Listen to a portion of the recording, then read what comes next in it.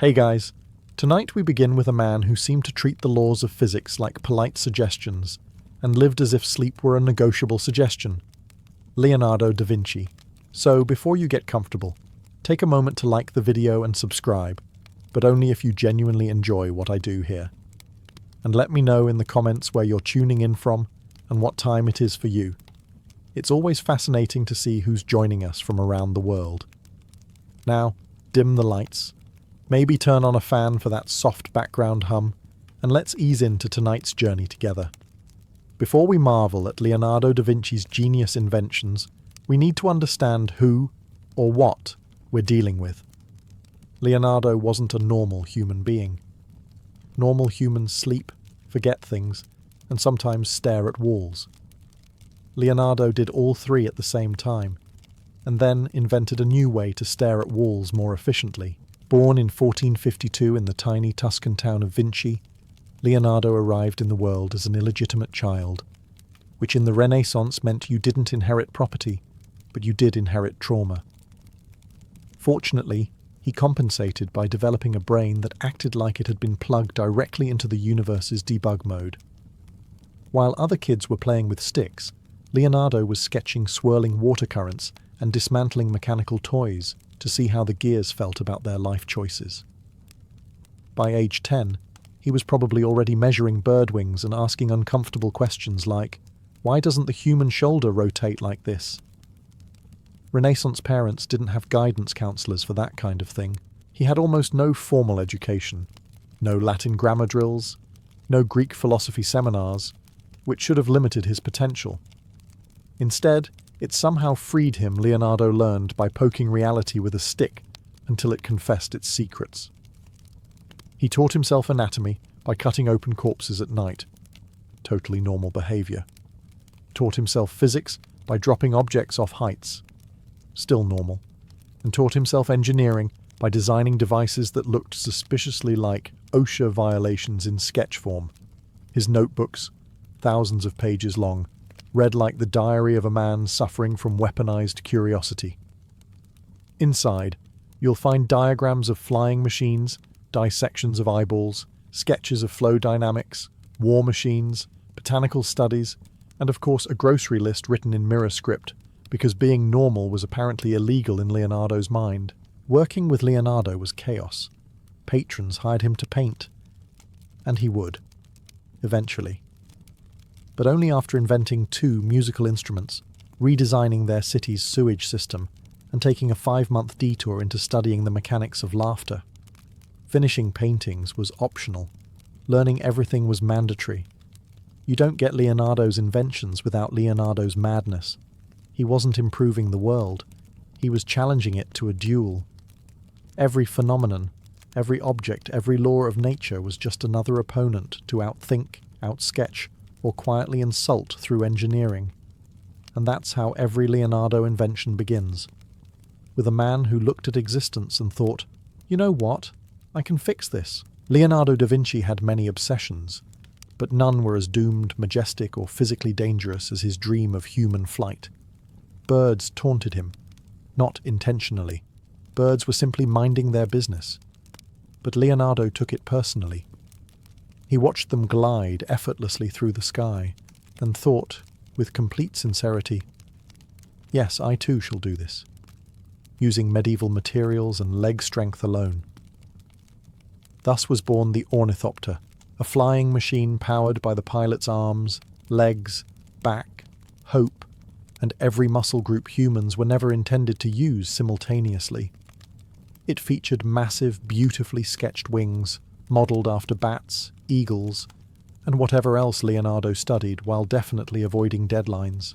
To operate it, you would strap yourself into a wooden frame, essentially a Renaissance torture rack, then flap the wings using ropes, levers, and blind optimism.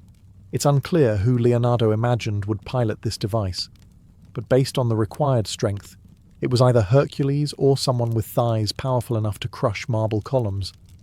So, basically, no one alive in 1490. And yet, the brilliance behind the madness is undeniable. Leonardo understood lift, drag, center of gravity, and aerodynamic flow centuries before humans stopped thinking. The sky was the domain of angry gods. His notes weren't the scribbles of a lunatic. They were the building blocks of aeronautical engineering. He observed how birds tilt their wings, how wind behaves, and how turbulence forms. Then he translated it into diagrams so detailed that modern scientists still nod respectfully before adding, "Also, this would kill you instantly." The biggest flaw in the design wasn't Leonardo's math. It was the reality of human anatomy. Humans can barely lift grocery bags on a bad day, let alone flap themselves into the heavens while attached to a wooden death trap. Leonardo underestimated two things: gravity's hatred for the ambitious, the average Florentine's cardio. But even though no one in the Renaissance ever soared majestically with Leonardo's wings, unless you count flying for half a second before making an unscheduled appointment with the ground, the idea was revolutionary. The ornithopter wasn't a failed invention, it was a prophecy. Leonardo didn't build the first successful aircraft, but he sketched the first blueprint that made aviation thinkable. And in the end, that's what genius does. It falls, crashes, and burns, so that 400 years later, someone else can fly. Leonardo da Vinci had a bold idea. If humans were going to fall from great heights anyway, and let's face it, they were, they might as well do it with style and a slightly reduced chance of death. So he invented the world's first known parachute, a pyramidal construction made of tightly woven linen stretched over a wooden frame. Picture a tent. Now imagine someone voluntarily jumping off a tower while wearing that tent. That's Leonardo's parachute. In his notes he confidently wrote, "A man with this device shall throw himself down from any great height without injury." Which is a very poetic way of saying, I have not tested this, but I'm sure it'll be fine. The design itself is impressive. 4 long wooden poles converging at the top, linen stretched like a giant funnel, and a platform underneath for the unfortunate volunteer. In theory, it works. In practice, it requires someone willing to climb a very tall structure during a time when most people fainted from standing too fast. But here's the twist. Leonardo wasn't completely insane. His parachute should have worked, and modern engineers who reconstructed it proved just that. In 2000, a skydiver named Adrian Nicholas made a replica using Renaissance materials and jumped with it, and survived. He described the landing as smooth. A sentence Leonardo would have loved to hear 500 years earlier. Still, we need to appreciate the level of arrogance it takes to design something meant to break your fall from a lethal height before anyone had even considered the words terminal velocity. Renaissance citizens barely trusted ladders. Meanwhile, Leonardo was out here casually suggesting that people yeet themselves off towers with a linen house strapped to their backs. One thing Leonardo understood better than anyone, though, was air resistance. His notes show he recognized that drag slows descent. Long before physics textbooks existed, he even sketched experiments with falling objects to observe how the air cushion behaves. And all of this was done without calculators, wind tunnels, or the basic safety instinct most humans possess. Leonardo's parachute wasn't just a device, it was a statement. What goes up must come down, but maybe not immediately. He imagined a world where humans could escape burning towers, collapsing bridges, or poorly timed engineering experiments. Was it practical for his era? Absolutely not. Was it genius? Without question. As long as you weren't the volunteer testing it. Just when you thought Leonardo's obsession with flight couldn't get any more unhinged, he decided to invent something even more ambitious. The aerial screw. The world's first conceptual helicopter. Picture a giant screw made of linen and wooden ribs, shaped like a spiraling cone. Now imagine 4 Renaissance men standing around it, grabbing poles and spinning the thing with enough force to lift a platform into the sky. If this sounds like a terrible idea, that's because it absolutely was. The aerial screw is brilliant on paper. Leonardo understood the physics of lift before physics understood the physics of lift. He realized that a spiral structure, rotated quickly, could push air downward and push the machine upward. This is, in fact, how actual helicopters work. The problem? Helicopters require an engine. Renaissance Italy did not have engines. Renaissance Italy barely had reliable socks. Leonardo's solution was manpower, which is hilarious because the average 15th century Florentine had the physical strength of a baguette. These were people who collapsed from walking uphill, yet Leonardo expected them to windmill a 500-pound flying corkscrew fast enough to escape gravity. The math didn't math, the physics didn't physics, and the materials, well, let's just say linen and pinewood are not known for their aerospace durability. But here's the genius. Leonardo did identify the core principle of vertical flight. He had the vision, just not the horsepower. His sketches of the aerial screw include layers of technical detail: load distribution spiral geometry, force transfer through rotational torque airflow compression, all without calculators, textbooks, or safety regulations. This was raw intellect mixed with pure delusion. Even the modern engineers who rebuilt it said the same thing. It works. If you replace humans with a small engine and the entire structure with aerospace-grade materials, which is essentially saying, the idea is genius, the execution is homicide. Still, you have to admire the audacity. Leonardo wasn't content with gliders or wings. He didn't want to imitate birds. He wanted to imitate the sky itself, a machine that rose vertically, hovering above the earth like some divine mechanical dragonfly. It never flew, of course. The only thing the original aerial screw would lift is everyone's eyebrows, but the idea survived. And centuries later, helicopters were born, not from trial and error, but from the imagination of a man who simply refused to let gravity boss him around. Leonardo da Vinci believed that if humans couldn't dominate the skies just yet, they might as well dominate the water. And so he set his sights downward, literally, inventing one of the world's first diving suits. This, of course, was during a time when most people were scared of the ocean, suspicious of fish, and convinced that anything underwater was either a demon or tax-evading mermaid. But Leonardo saw a strategic opportunity. His diving suit was a strange, ambitious creation. Imagine a leather bodysuit stitched together with Renaissance craftsmanship, which is to say, sturdy but mildly alarming. The face mask was fitted with 2 glass eye windows that probably fogged up immediately, ensuring the diver couldn't actually see anything. Breathing was handled through long tubes that ran up to a floating air bell at the surface. If that sounds fragile, that's because it was one strong wave, and suddenly you're not looking at the enemy ship, you're looking at St. Peter.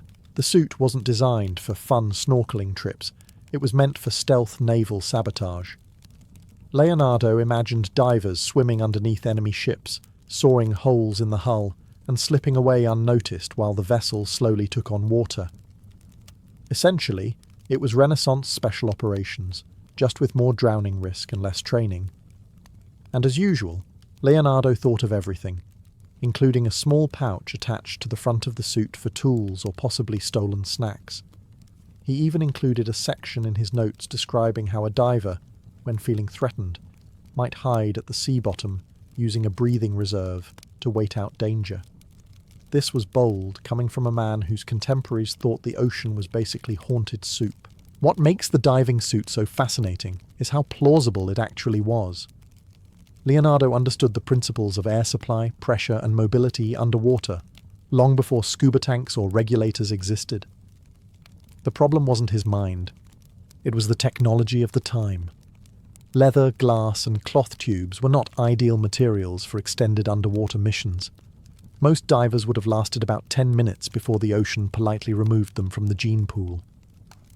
Still, Leonardo didn't care. He wasn't aiming for practicality, he was aiming for possibility. His diving suit wasn't just an invention, it was a declaration that even the sea, vast and terrifying, was merely another puzzle waiting to be solved. If Leonardo da Vinci had one weakness, it was that he could not resist the urge to redesign warfare. Patron asks for a painting, Leonardo delivers a blueprint for a battlefield nightmare. Patron asks for a sculpture, Leonardo suggests a rotating cannon platform that can erase a small village. The armoured tank was the crown jewel of this habit, an invention so ahead of its time that everyone in the 15th century stared at it like it had just insulted their mother. Picture a gigantic metal tortoise rolling across the battlefield, covered in curved plates of armour and bristling with cannons arranged in a perfect circle. Inside this war turtle sat a team of soldiers cranking gears to move the behemoth forward, which already tells you the first flaw. The Renaissance diet did not prepare anyone for cardio-powered tank operation. Bread, cheese, and occasional plague outbreaks do not build the thighs necessary to propel a mobile death dome uphill. Leonardo's design was brilliant and insane. The sloped armour would deflect arrows, stones, and probably insults. The interior layout protected its crew from enemy fire while allowing them to blast in any direction they pleased. It was essentially a medieval, press this button to ruin everyone's day machine. Anyone facing it on the battlefield would immediately rethink their life choices, their alliances, and possibly their underwear. But here's where Leonardo's genius becomes suspicious. The gear system he drew was backwards, completely inverted. If you built the tank exactly as he drew it, it wouldn't go forward, it wouldn't even spin. It would sit there like an angry armoured biscuit. Historians have debated whether this was an honest mistake or subtle sabotage. Leonardo claimed moral objections to war, despite inventing enough weapons to start several. Some believe he purposely flipped the gears so no warlord could actually use his creation without fixing the plans first. If so, it was the most passive-aggressive anti-war protest in engineering history. Even with the gear problem solved, no medieval blacksmith could have produced enough lightweight, durable metal to build this monster cannon's required gunpowder. Armour required craftsmanship. Wheels required not collapsing. The Renaissance simply didn't have the manufacturing muscle to bring this beast to life. But the idea was terrifyingly real. Leonardo didn't create the first working tank, but he imagined it with such clarity that later engineers essentially said, "Yes, let's do this." 400 years later.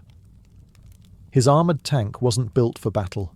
It was built for the future, a warning, a prophecy, and a reminder that Leonardo was always several centuries ahead, dragging humanity behind him like a confused toddler.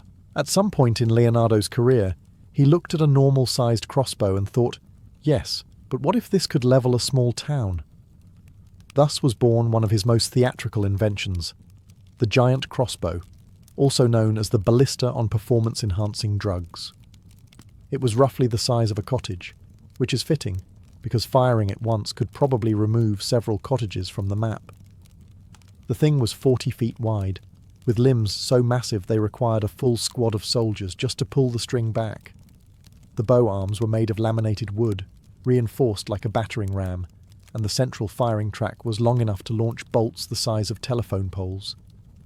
Leonardo envisioned it hurling stones, flaming barrels, or oversized bolts into enemy formations, all with a dramatic flair that suggested he cared deeply about battlefield aesthetics. It's easy to imagine the moment, two armies staring each other down, tense silence in the air, and then someone rolls out a crossbow big enough to qualify as a UNESCO World Heritage Site. Morale on one side goes up. Morale on the other side packs its bags and leaves. But as with many of Leonardo's inventions, brilliance wrestled with practicality and promptly lost building. This monstrosity would have required more wood than most forests could politely provide, along with carpenters who didn't faint halfway through construction, transporting it to a battlefield. Forget it. You would need a team of oxen, several wagons, and possibly divine intervention. Even if you managed to assemble it, the loading process alone would take so long that your enemies could simply walk around it, take a nap, and come back refreshed. And then there's the firing mechanism. Leonardo imagined a sophisticated tension and release system, but with Renaissance materials, this meant hope the string doesn't snap and remove someone's head. Still, the idea of the giant crossbow is peak Leonardo, equal parts genius, intimidation, and designer chaos. He wanted warfare to be not only effective but visually impressive. If you were going to annihilate your enemies, you might as well do it with the Renaissance equivalent of a siege weapon on steroids. And while no historical record shows this beast ever being built, its presence in Leonardo's notebooks proves something important. The man had no concept of too much. For him, war machines were not merely tools. They were statements. Loud, ridiculous, terrifying statements. Long before anyone invented the phrase rapid fire, Leonardo da Vinci looked at battlefield muskets and decided they were unbearably slow. He was tired of watching soldiers shoot once, reload for 8 hours, and then die before finishing the process. So he invented a device that officially made him the Renaissance's most dangerous efficiency expert. The 33-barreled organ, the first conceptual machine gun. This wasn't a gun so much as a complaint made physical. Leonardo thought, if one musket is good, then 33 muskets fused into one unholy instrument must be better. And thus, he designed a terrifying contraption arranged like a deadly pipe organ. Rows of barrels set in a fan shape, able to fire almost simultaneously. The concept was simple. Instead of one soldier firing one shot at a time, multiple soldiers would wheel this monstrosity into position and unleash a volley so overwhelming it would make the enemy question every decision that led them to that battlefield.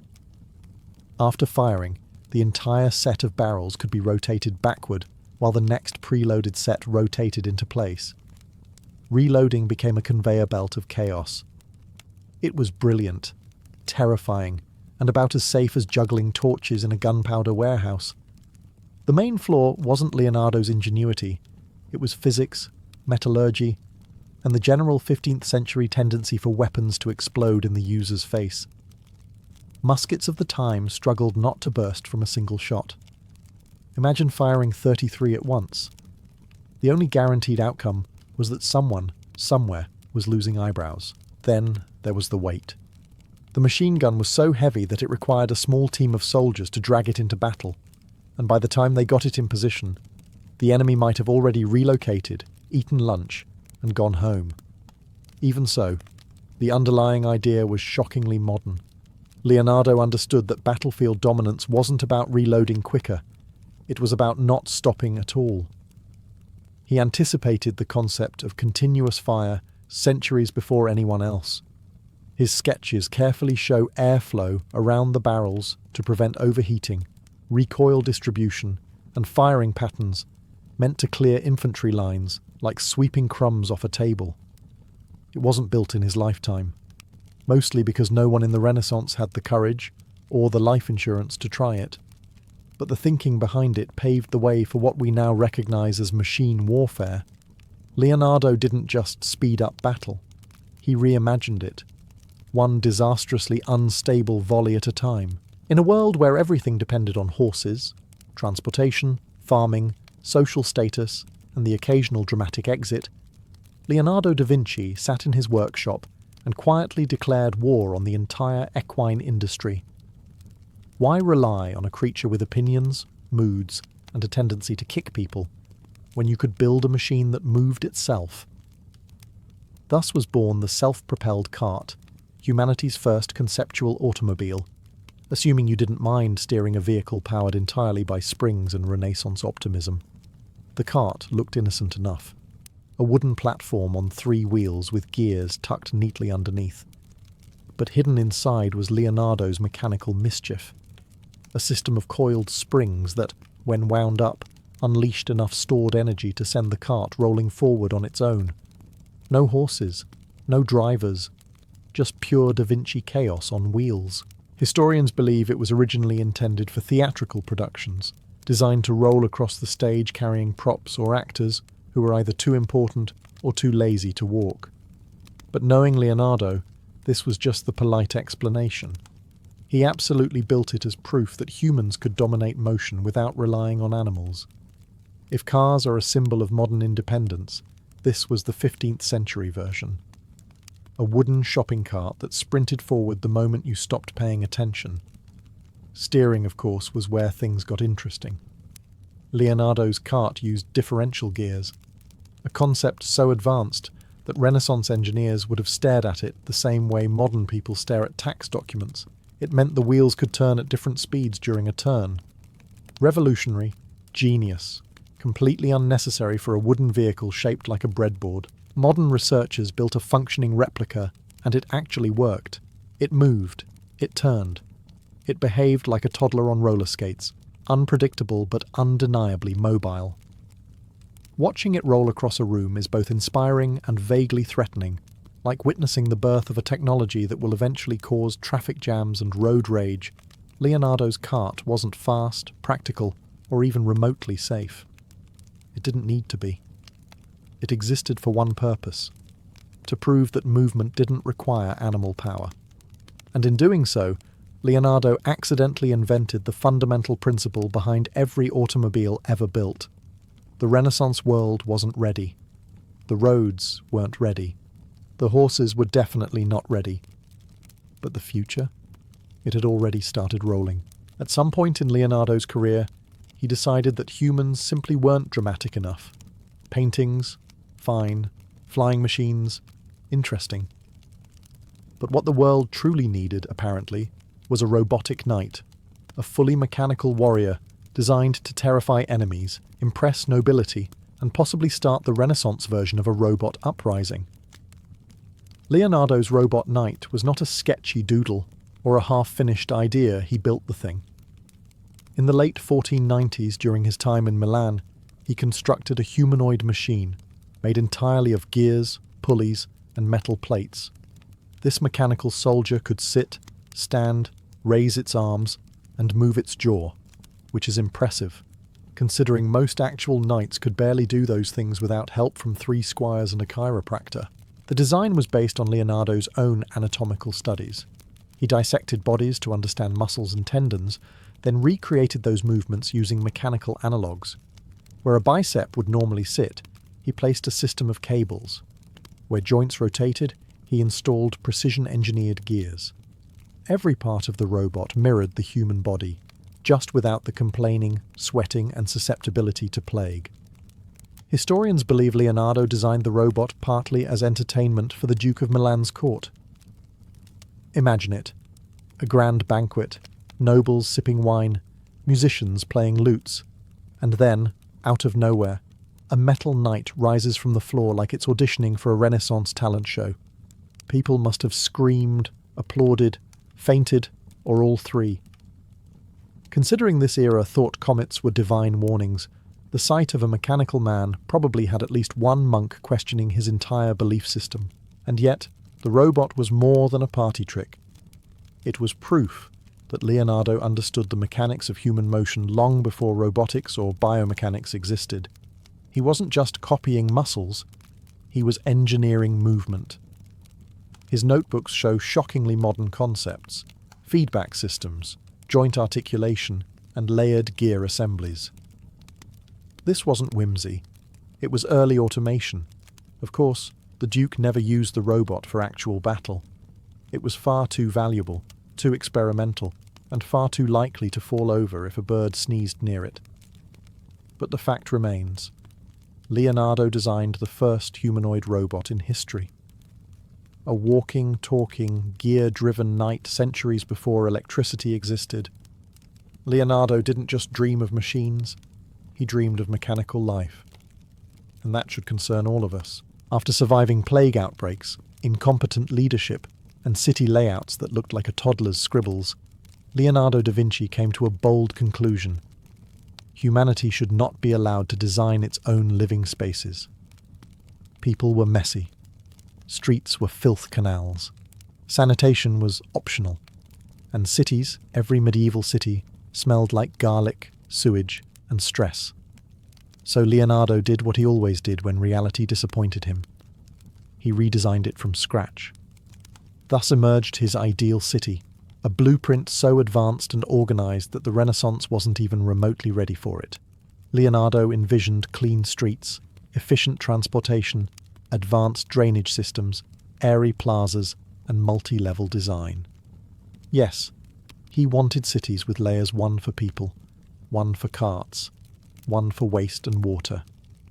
He essentially invented the modern concept of zoning centuries before anyone thought, maybe we shouldn't store dead animals next to bakeries. At the heart of Leonardo's vision was the idea of beauty through function.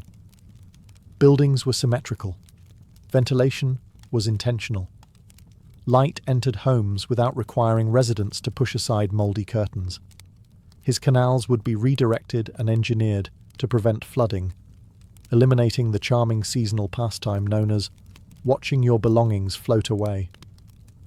He even proposed wide streets, something unheard of in medieval Europe, where roads were usually one donkey wide and filled with enough hazards to qualify as obstacle courses.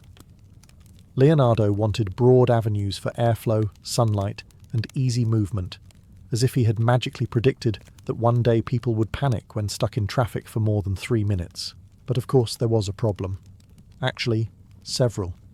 First, Leonardo's ideal city required intelligent leadership. That alone doomed it. Renaissance rulers wanted shiny statues and frescoes, not infrastructure improvements. Second, it required money, and Renaissance money was usually spent on wars, weddings, and occasionally extremely unnecessary banquets. Third, his designs were so perfect they were essentially alien technology. Asking 15th century Milan to build this was like asking a medieval baker to whip up a Tesla. So the ideal city remained a dream, ink on paper, centuries ahead of its environment. Modern urban planners, when shown Leonardo's blueprints, react with a mixture of admiration and existential crisis, because everything he proposed, we are still trying to implement now. Grid systems, sewage management, walkable streets, vertical planning. Leonardo solved it all before door hinges were standardized. The tragedy isn't that no one built Leonardo's ideal city, the tragedy is that we still haven't. Leonardo da Vinci had a special talent for looking at ordinary things, like rivers, and deciding they were personally offending him. Medieval armies were constantly slowed down by water crossings, and nothing irritated Leonardo more than inefficiency. So he invented the revolving bridge, a portable, collapsible engineering marvel designed for armies that wanted to move quickly, strike unexpectedly, and probably violate several natural laws in the process. The idea was elegant. A bridge that could be folded, carried, deployed, and removed faster than an enemy could say, "Wait, where did they come from?" Leonardo envisioned a lightweight wooden structure with a clever hinge and pivot system. A squad of soldiers could carry it like a giant ladder, drop it across a river, march over it in perfect formation, then pull it up behind them before anyone figured out what had happened. It was a logistical fever dream, fast, mobile, and slightly rude to any enemy attempting to catch up. This wasn't just a plank with attitude. Leonardo's bridge had counterweights to stabilize the span, locking mechanisms to secure it, and a rotating base that allowed deployment at multiple angles. It was, in essence, the Renaissance version of a tactical, now you see us, now you don't. Armies that used it could appear where they shouldn't be, disappear where they shouldn't disappear, and thoroughly confuse any general who didn't have Leonardo on speed dial. Of course, the brilliance of the revolving bridge also highlighted a major theme in Leonardo's life. He was inventing for people who were not mentally prepared. The average 15th century soldier was already struggling with basic tasks like not dropping their pike. Now imagine asking them to carry a precision-engineered folding bridge without breaking anything or themselves. It's unclear whether Leonardo ever tested this with actual soldiers, but the odds of them assembling it correctly on the first try were roughly equal to the odds of a chicken successfully reading Latin. Still, the revolving bridge was centuries ahead of its time. Modern militaries use deployable bridges based on the exact same principles: portability, speed, and let's cross this before the enemy realizes we shouldn't. Leonardo didn't just propose a new tool, he proposed an entirely new philosophy of movement. But like so many of his inventions, the revolving bridge lived in the purgatory between genius idea and no one here knows how to build that. His patrons wanted flashy weapons, not practical problem-solving devices that required brains and craftsmanship. Yet the bridge remains one of Leonardo's purest works. Clever, efficient, slightly confusing, and completely superior to anything the Renaissance was ready for. By the time Leonardo da Vinci encountered the printing press, Europe was already losing its mind over this new invention that allowed people to mass-produce thoughts without needing a monk who could write faster than the human lifespan. Most scholars celebrated the press as a triumph of knowledge, literacy, and communication. Leonardo, however, looked at it and thought, cute, but it could be better. This is the fundamental difference between Leonardo and everyone else. When normal people see a printing press, they see a machine that makes books. When Leonardo sees a printing press, he sees a disappointing prototype begging to be dismantled, rebuilt, and turned into something that will terrify publishers. First, he took issue with how slow typesetting was. Moving tiny metal letters around by hand, boring, time-consuming, inefficient. Leonardo had watched scribes copy manuscripts in the past. He knew inefficiency when he saw it, so he began sketching mechanisms, gears, rotating platforms, and automated type frames that would, in theory, speed up the entire process. The problem? Renaissance printers were not ready.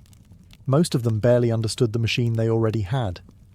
Now here comes Leonardo, suggesting a system that would require a small army of engineers, a stable power source, which did not exist, and the patience of a saint. It was like giving medieval bakers the recipe for a chocolate soufflé and expecting it to go well.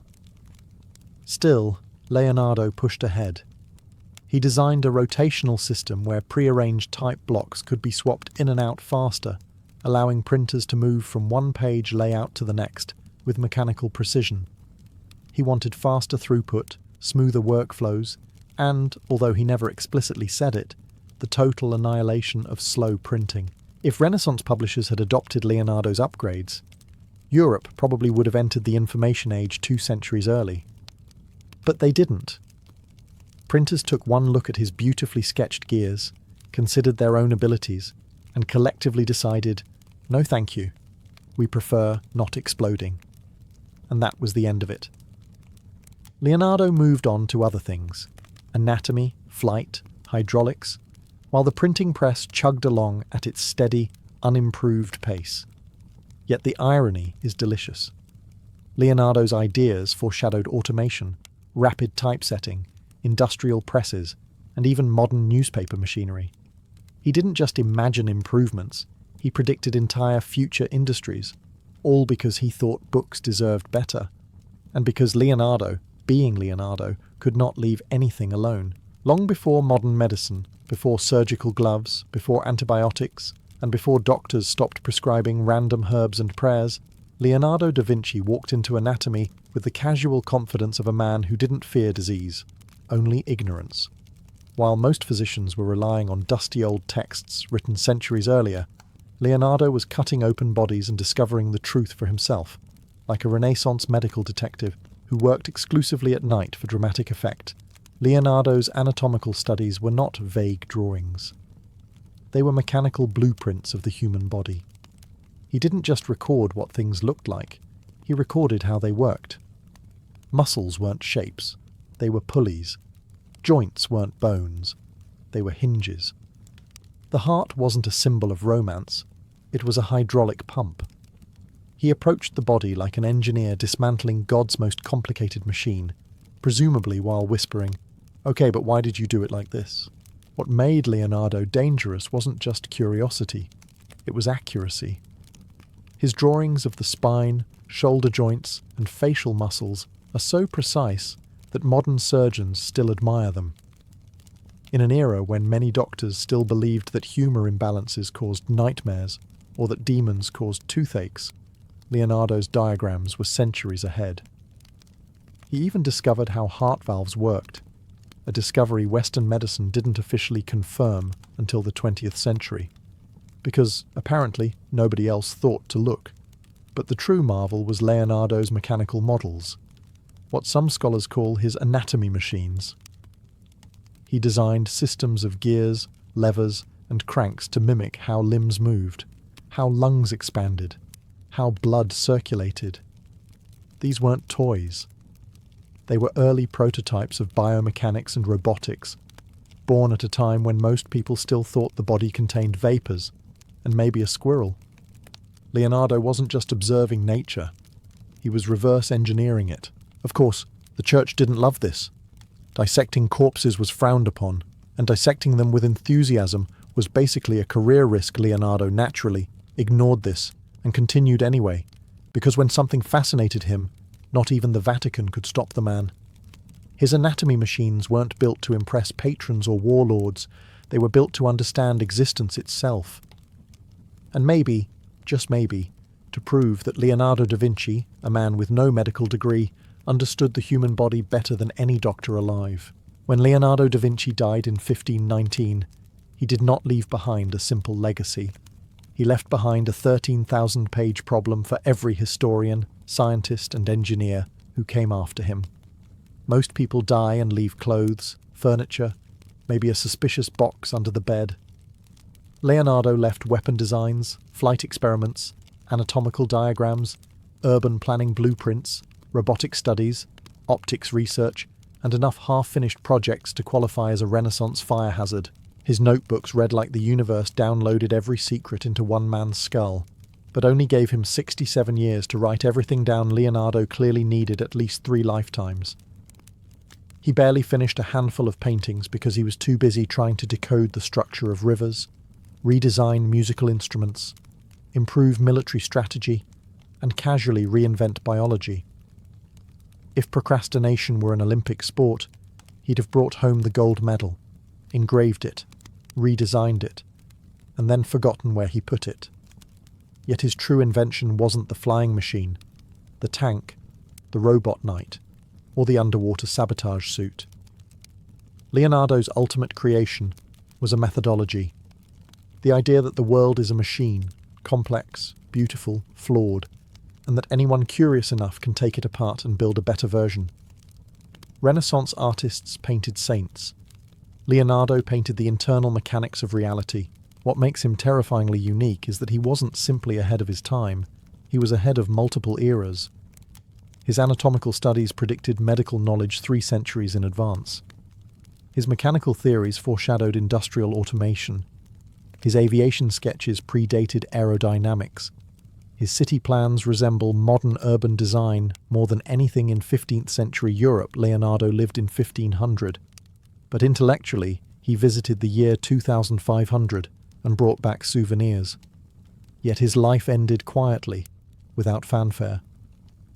No grand recognition, no global headlines, no Renaissance Genius Award. Just a man in a room, surrounded by notebooks no one could understand yet. A mind so large that the world had to grow for centuries just to catch up. And maybe that's the point. Leonardo wasn't making inventions for his own lifetime. He was laying breadcrumbs for the future. Signals, clues, blueprints, meant for a humanity that hadn't evolved enough to use them responsibly. In the end, Leonardo da Vinci didn't just invent machines. He invented possibility, and possibility never dies. It waits. It grows. It returns, very much like Leonardo himself. If you could step into a medieval tournament for even a single heartbeat, the first thing that would hit you wouldn't be the clang of steel or the roar of the crowd. It would be the colour, a violent explosion of silk, velvet, gold leaf, feathers, embroidery, and heraldic animals so oversized they looked like they were threatening to leap off the fabric and join the fight. Before a single lance shattered, the field was already a battlefield of fashion. And everyone knew it. Tournaments weren't just military exercises. They were carefully staged spectacles of status. Knights didn't ride into the lists merely to prove their strength. They rode to announce themselves. Every piece of clothing, every painted shield, every plume swaying on a helmet was a message. Wealth, lineage, allegiance, personality. And occasionally, yes, I am richer and more sparkly than you, Gregory. Deal with it. A knight's surcoat was the medieval equivalent of a customized luxury suit combined with a billboard. Bright azure for a noble house tied to the sea blood, red for a lineage rumoured to have a temper. Gold thread for those who wanted to remind the peasants watching that they would never ever be that rich. Some knights even added tiny bells or metallic studs, not for protection, but just to jingle dramatically when they walked. Imagine striding into battle, hoping everyone hears you coming. And it wasn't just the knights. Their horses were practically celebrities. Caparisons, full-body cloth coverings, were decorated with everything from embroidered vines to roaring lions. Some were so heavily layered with embellishment that the poor horse underneath looked like it was cosplaying as a moving tapestry. The more elaborate the caparison, the more whispers from the crowd. "Who is that? Which house is that? How many servants did it take to sew that thing?" Even weapons weren't spared the glamour treatment. Shields gleamed with painted beasts, geometric patterns, or religious symbols. Helmets sprouted plumes, wings, dragon crests, and occasionally shapes so ridiculous that even the medieval illuminators looked confused while drawing them. Tournaments were dangerous, yes, but they were also a contest of creativity, a medieval fashion week where the runway could break your ribs. In this world, reputation didn't begin with a victory. It began the moment you stepped into the sun and let the colours speak for you. Before every blow, before every charge, the first battle was always fought with fabric, feathers, and pride. If there was one garment that defined the medieval tournament, it was the surcoat, a long, flowing, often absurdly expensive cloth worn over a knight's armour, and calling it clothing feels almost disrespectful. This thing was a statement, a declaration, and occasionally a cry for attention so loud it could outshine the trumpeters. The surcoat had two primary jobs. First, prevent the sun from turning metal armour into a medieval oven. Second, show off. And the show-off part became its entire personality.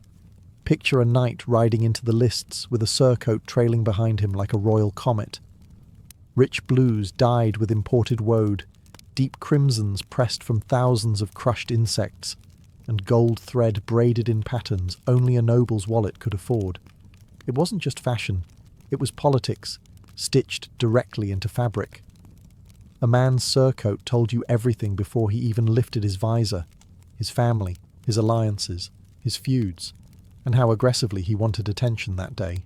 Every house had its heraldic colours, and knights displayed them proudly. If your family's symbol was a boar, you wore boar motifs. If it was a lion, congratulations, you probably blended in with half the nobility. But some families had creative heraldry, geese, snails, hedgehogs, and these ended up embroidered in great, glittering detail. Nothing says fear me like a knight charging at full speed with a giant golden goose flapping across his chest. And the material wasn't subtle either. Velvet, silk, brocade, fabrics that absolutely did not belong anywhere near a man wielding a lance.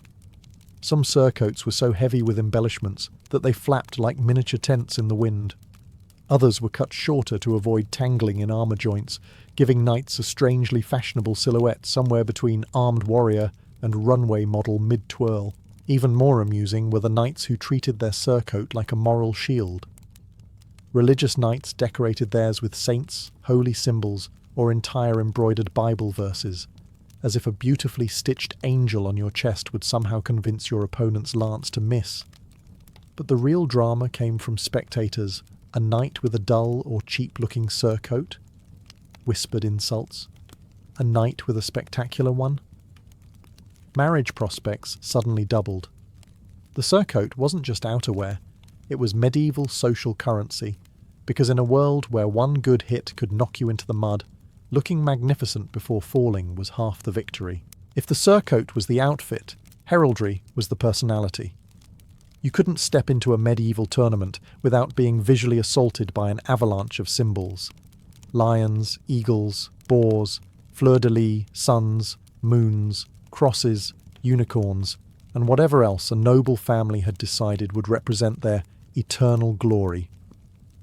Heraldry was the medieval version of branding meets astrology, part identity, part reputation, and part, my ancestors apparently liked birds.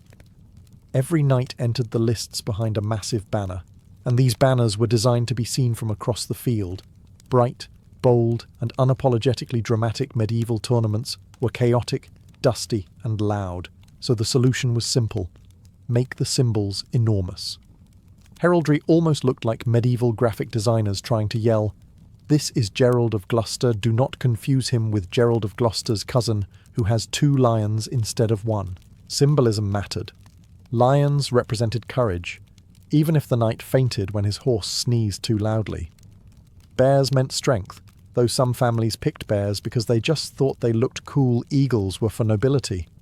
Dragons were for families who liked to intimidate neighbours without actually doing anything intimidating. And then, of course, there were snails. Yes, entire noble lineages proudly marched under banners featuring heroic snails. Historians still cannot figure out why. Colours carried meaning too. Blue signalled loyalty. Red declared warrior spirit. Gold meant generosity, or more honestly, we have enough money to waste gold dye on cloth. Black could symbolise wisdom, grief, or simply, my tailor had a sale. Every combination told a story, and these stories were meant to impress the crowd, inspire allies, and terrify rivals. Heraldic shields were painted with the same precision as holy manuscripts. Some were so intricate that they looked like portable stained glass windows strapped to a knight's arm. Others were comically straightforward: one animal, one background colour, and zero hesitation. The message? I am here to hit someone very hard, not to confuse them with multiple design elements. And heraldry wasn't just for knights. Even horses wore heraldic cloth, turning entire teams into coordinated fashion statements. A noble family with matching surcoats, banners, and horse caparisons looked like a medieval boy band arriving on tour, dramatic, unified, and dangerously committed to their aesthetic. In tournaments where dozens of armoured men crashed together, heraldry was the only thing preventing complete visual chaos. It was identity, pride, legacy, and the medieval world's boldest flex. If the surcoat was the outfit and heraldry was the identity, then the shield was the medieval equivalent of a personalised billboard, but one designed to stop spears and look fabulous while doing it. Shields at tournaments weren't the grim, battered slabs you see in battle reenactments. They were masterpieces, art pieces, ego boosters, and sometimes subtle threats disguised as decoration. A knight's shield was usually the first thing the crowd truly saw up close. When he rode forward to salute the stands, the shield angled toward the nobles like a glamorous greeting card. And it mattered. Deeply. A beautifully painted shield wasn't just decoration, it was a public relations campaign. A mud-splattered, chipped, unimpressive shield. That was social death. Most shields were kite shields or heater shields, both offering plenty of surface area for artistic overindulgence. Craftsmen layered pigments, metal leaf, lacquer and varnish, until the entire shield gleamed like a divine relic. Lions snarled across the wood grain. Eagles spread their wings in defiance. Dragons coiled dramatically as if ready to leap out and start an argument. And then there were the more eccentric designs, hands holding swords, flowers with eyes, geometric spirals that made spectators quietly wonder if the painter had gotten into the monastery's wine supply. But shields weren't just painted, they were curated. Some knights commissioned the equivalent of limited edition designs for specific tournaments. A feud with another house? Time to paint a bold, not at all subtle symbol to taunt them, trying to impress a noblewoman watching from the pavilions. Add her family colours discreetly on the edge, attempting to look more pious than the knight next to you.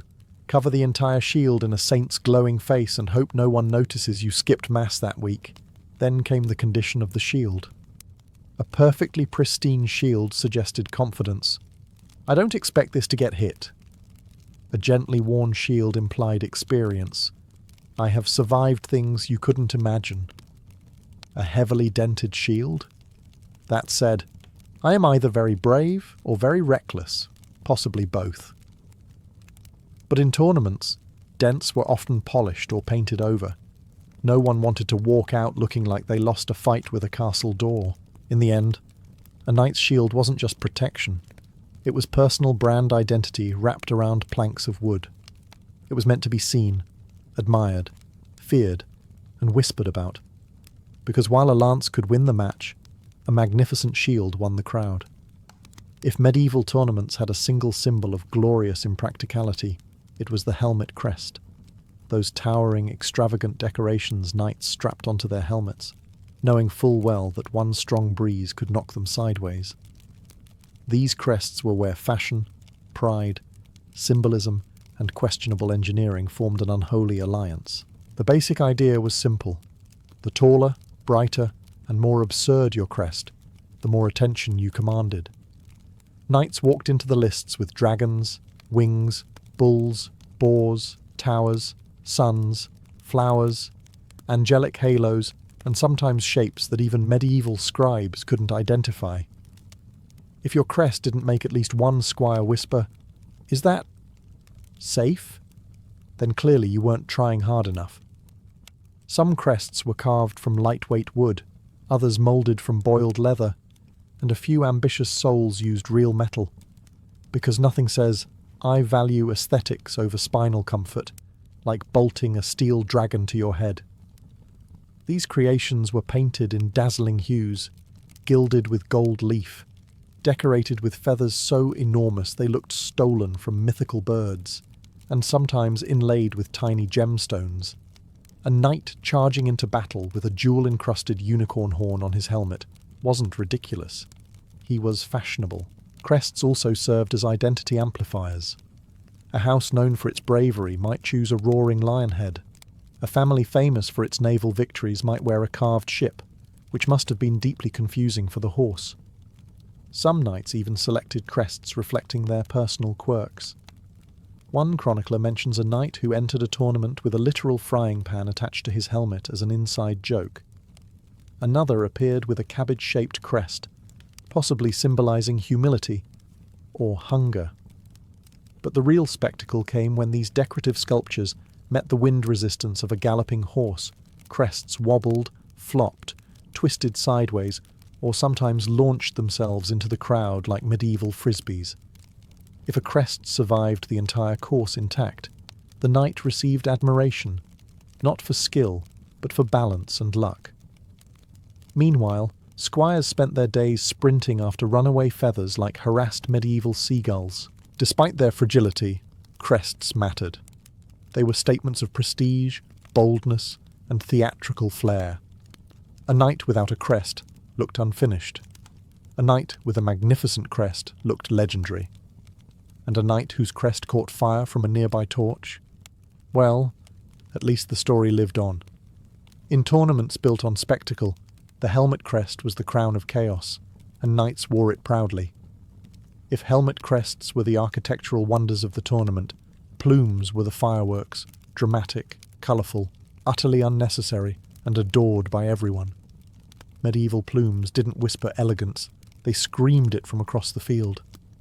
A knight adorned with a towering spray of feathers looked less like a warrior and more like a proud peacock who had decided to pick up jousting as a hobby. Feathers came from every impressive bird medieval Europe could get its hands on. Swans, ostriches, peacocks, herons, cranes. The bigger and rarer the bird, the more respect you commanded. Wearing goose feathers? Fine. Wearing dyed ostrich plumes the size of a broom? Now that was status. Some knights even imported feathers from the Middle East, just to make sure everyone noticed how worldly and wealthy they were before they inevitably got knocked off their horse. Plumes weren't randomly stuck onto helmets. They followed trends, fashions, even seasonal preferences. 2 plumes angled backward communicated speed. 1 long plume straight up announced confidence, or optimism. A cascade of 3 plumes meant, "My tailor told me this makes my face look thinner." And plumes dyed in intricate gradients meant, "I am here to win the beauty contest disguised as a joust." But plumes had a weakness: physics.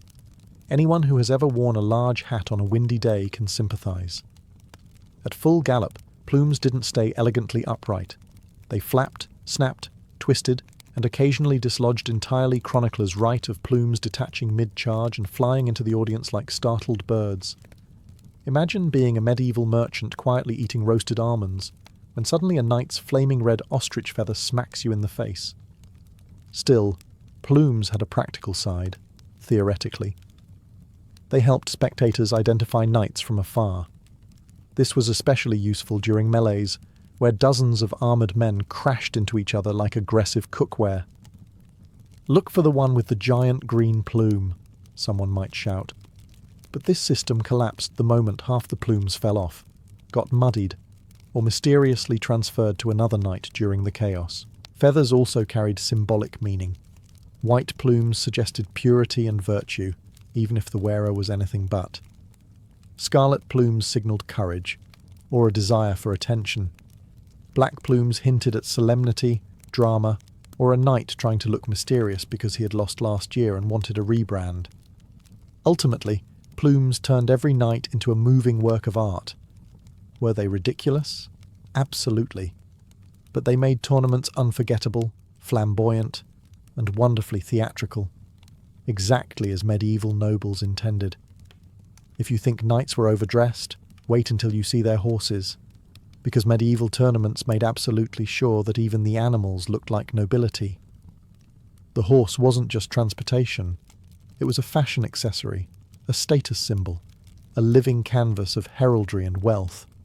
And many horses marched into the lists wearing outfits so extravagant that modern runway designers would weep with envy. Enter the caparison, a long, flowing cloth draped over the horse's entire body, often reaching nearly to the ground. These things turned horses into galloping tapestries, made from velvet, silk, or brocade, materials horses definitely did not care about. They were embroidered, painted, and embellished until the poor animal looked like it was starring in a royal pageant, rather than preparing to dodge flying splinters from shattered lances. A caparison wasn't optional. It was a knight's visual introduction, magnified through horsepower. If your surcoat displayed your colours and your shield showed your symbol, the caparison shouted it from the rooftops. Some were decorated with massive roaring lions, or repeating patterns of fleur-de-lis the size of dinner plates. Others featured geometric designs so dizzying that spectators probably saw double when the horse galloped by. And because medieval nobility had a flair for the dramatic, they added bells. Yes, tiny bells stitched along the edges, so the knight and his horse jingled majestically with every step. If you weren't heard before you were seen, you clearly weren't wealthy enough. Then there was the problem of heat. Horses run hot. Wrapping them in several kilograms of embroidered fabric was, objectively, insane. Yet nobles persisted. Chroniclers mention horses sweating through their expensive outfits, while knights bragged about how many seamstresses worked on them. The horses, of course, remained silent, mainly because complaining was not an option. The caparison also had a tactical element. It concealed the horse's muscles and movement. In a melee, this could confuse opponents about the horse's next move. But let's be honest.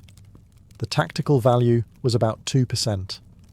The remaining 98% was pure vanity. Some caparisons included matching plumes, tassels, or decorative headpieces called chamfrons, making the horse look like a noble creature summoned from an illuminated manuscript.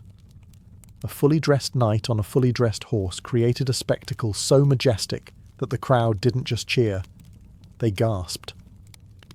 In the medieval tournament arena, appearance was everything, and if you showed up with a plain horse, people noticed, and not kindly, because in this world of silk, colour and glory, your horse was part of your legend, and it deserved to shine just as much as you did. Before knights thundered down the lists with lances lowered, they dressed for the occasion, and dressed is absolutely the correct word. Tournament armour was not the same battered practical iron worn in real battles. No, jousting armour was luxury armour, crafted with the same seriousness medieval nobles applied to negotiating marriages, feuds, and questionable religious relic purchases. Tournament armour evolved into its own art form. Knights wore reinforced breastplates, thick pauldrons, and specialised grandguards, large plates attached to the left shoulder to absorb the disastrous moment another man's lance tried to turn your ribs into medieval confetti. But the armour wasn't only about protection, it was about prestige. Every curve of steel was polished until it reflected sunlight like a mirror. Imagine dozens of knights glimmering so intensely in the morning sun that spectators were forced to squint like they were staring at holy relics. Then came the decorative elements, because plain armour simply wasn't enough. Engravers carved swirling vines, leaping stags, snarling lions, or intricate knotwork across the plates. Gold and silver inlays traced family symbols, religious motifs, or abstract patterns that said, "Yes, I am wealthy enough to pay an artisan 10 days' wages to decorate my elbow." Some armour even featured etched prayers, just in case divine intervention felt like helping on tournament day. Every piece had flair. The vambraces on the forearms were often decorated with ornate ridges or scalloped edges. Gauntlets gleamed with embossed symbols. Greaves and sabatons, leg and foot armour, sometimes sported pointed toes, so fashionable and so dangerously trippable that modern historians still wonder how knights didn't topple like armoured ducks. But the real centrepiece? The helm. Tournament helms were thicker, rounder, heavier, and about as breathable as an iron oven. Knights peered through narrow slits that offered visibility comparable to wearing a mailbox on your head. Yet these helms were also canvases for artistry, gilded trim, painted visors, embossed crowns, and of course the bolt-on madness of crests and plumes. Despite all this decorative bravado, tournament armour was shockingly practical in one way: it prevented death. Tournaments were dangerous. Lances splintered, shields shattered, horses collided, and knights occasionally forgot to turn left instead of right. A well-made suit of armour could save a life, and help its wearer look magnificent while nearly losing it. In the medieval tournament, armour wasn't just protection. It was elegance, identity, ego, and craftsmanship fused into steel. The ultimate blend of style and survival. A medieval tournament wasn't merely a contest of strength or skill. It was a public theatre, a grand festival where clothing, armour, fabrics, feathers, horses, banners, and egos all collided in one enormous display of aristocratic pageantry. If the Middle Ages had award shows, this was the equivalent of the Oscars, Met Gala, and a demolition derby rolled into one. Before the jousts even began, crowds gathered not to watch combat, but to inspect the fashion parade. Nobles sat in pavilions under embroidered canopies, squinting with judgmental enthusiasm. Ladies of high birth whispered about which knight had updated his heraldic colours, whose surcoat looked suspiciously less expensive this year, and who had clearly hired a new tailor because his silhouette was suddenly much improved. Medieval gossip was ruthless, and while the nobles gossiped, the commoners roared their approval for anything shiny. A knight could simply ride past with sunlight bouncing off his polished breastplate, and peasants would cheer like they'd just witnessed a miracle. They didn't care if the crest was symbolic, meaningful, or historically significant. They cared that it looked enormous and vaguely dangerous. Music filled the air. Trumpeters signalled each entrance, turning the lists into a catwalk with an enthusiastic brass soundtrack. Heralds announced knights with dramatic flair. "Behold Sir Edmund of Radnor, whose valour is only matched by his extremely large plume." Banners waved, caparisons fluttered, bells jingled. Every sense was assaulted. This wasn't accidental. Tournaments were designed for maximum spectacle. Lords used them to impress allies, intimidate rivals, and showcase their wealth. Knights used them to advertise themselves. Literally. A magnificent outfit could win the admiration of a noblewoman, the respect of an influential lord, or at the very least, the envy of every other knight sweating inside poorly ventilated armour. Even the danger contributed to the glamour. A perfectly executed joust was thrilling, but so was a spectacular collision. Crowds gasped, ladies clutched their veils, and the announcers, if medieval people had announcers, would have replayed the moment in slow motion. Splintered lances flying through the air looked like glitter thrown by a very aggressive party planner. And when the victor emerged, plumes intact, surcoat shimmering, shield shining, he didn't just win a tournament, he won a moment of medieval immortality. His fashion, his armour, his colours, all would be remembered, copied, admired. Because in medieval tournaments, glory wasn't only earned through skill, it was worn. For most of the year, Rome was obsessed with order, hierarchy, discipline, respectability. Every Roman knew their place. Masters commanded, slaves obeyed, senators lectured, and everyone tried to look more serious than the person next to them. But then, every December, something extraordinary happened. The social machinery of the empire screeched to a halt, took a deep breath, and threw itself straight into joyful anarchy. This was Saturnalia, the one time of year when Rome officially stopped pretending it was civilized. The festival began on the 17th day of December, but in truth, the Romans were mentally preparing for it far earlier. As soon as the first decorations appeared, green wreaths, pine boughs, and small figurines of Saturn, people knew that the rules were about to melt like butter in the Mediterranean sun shops, and courts closed. Work evaporated, responsibilities dissolved. Even the gods, it was said, loosened their belts to enjoy the chaos.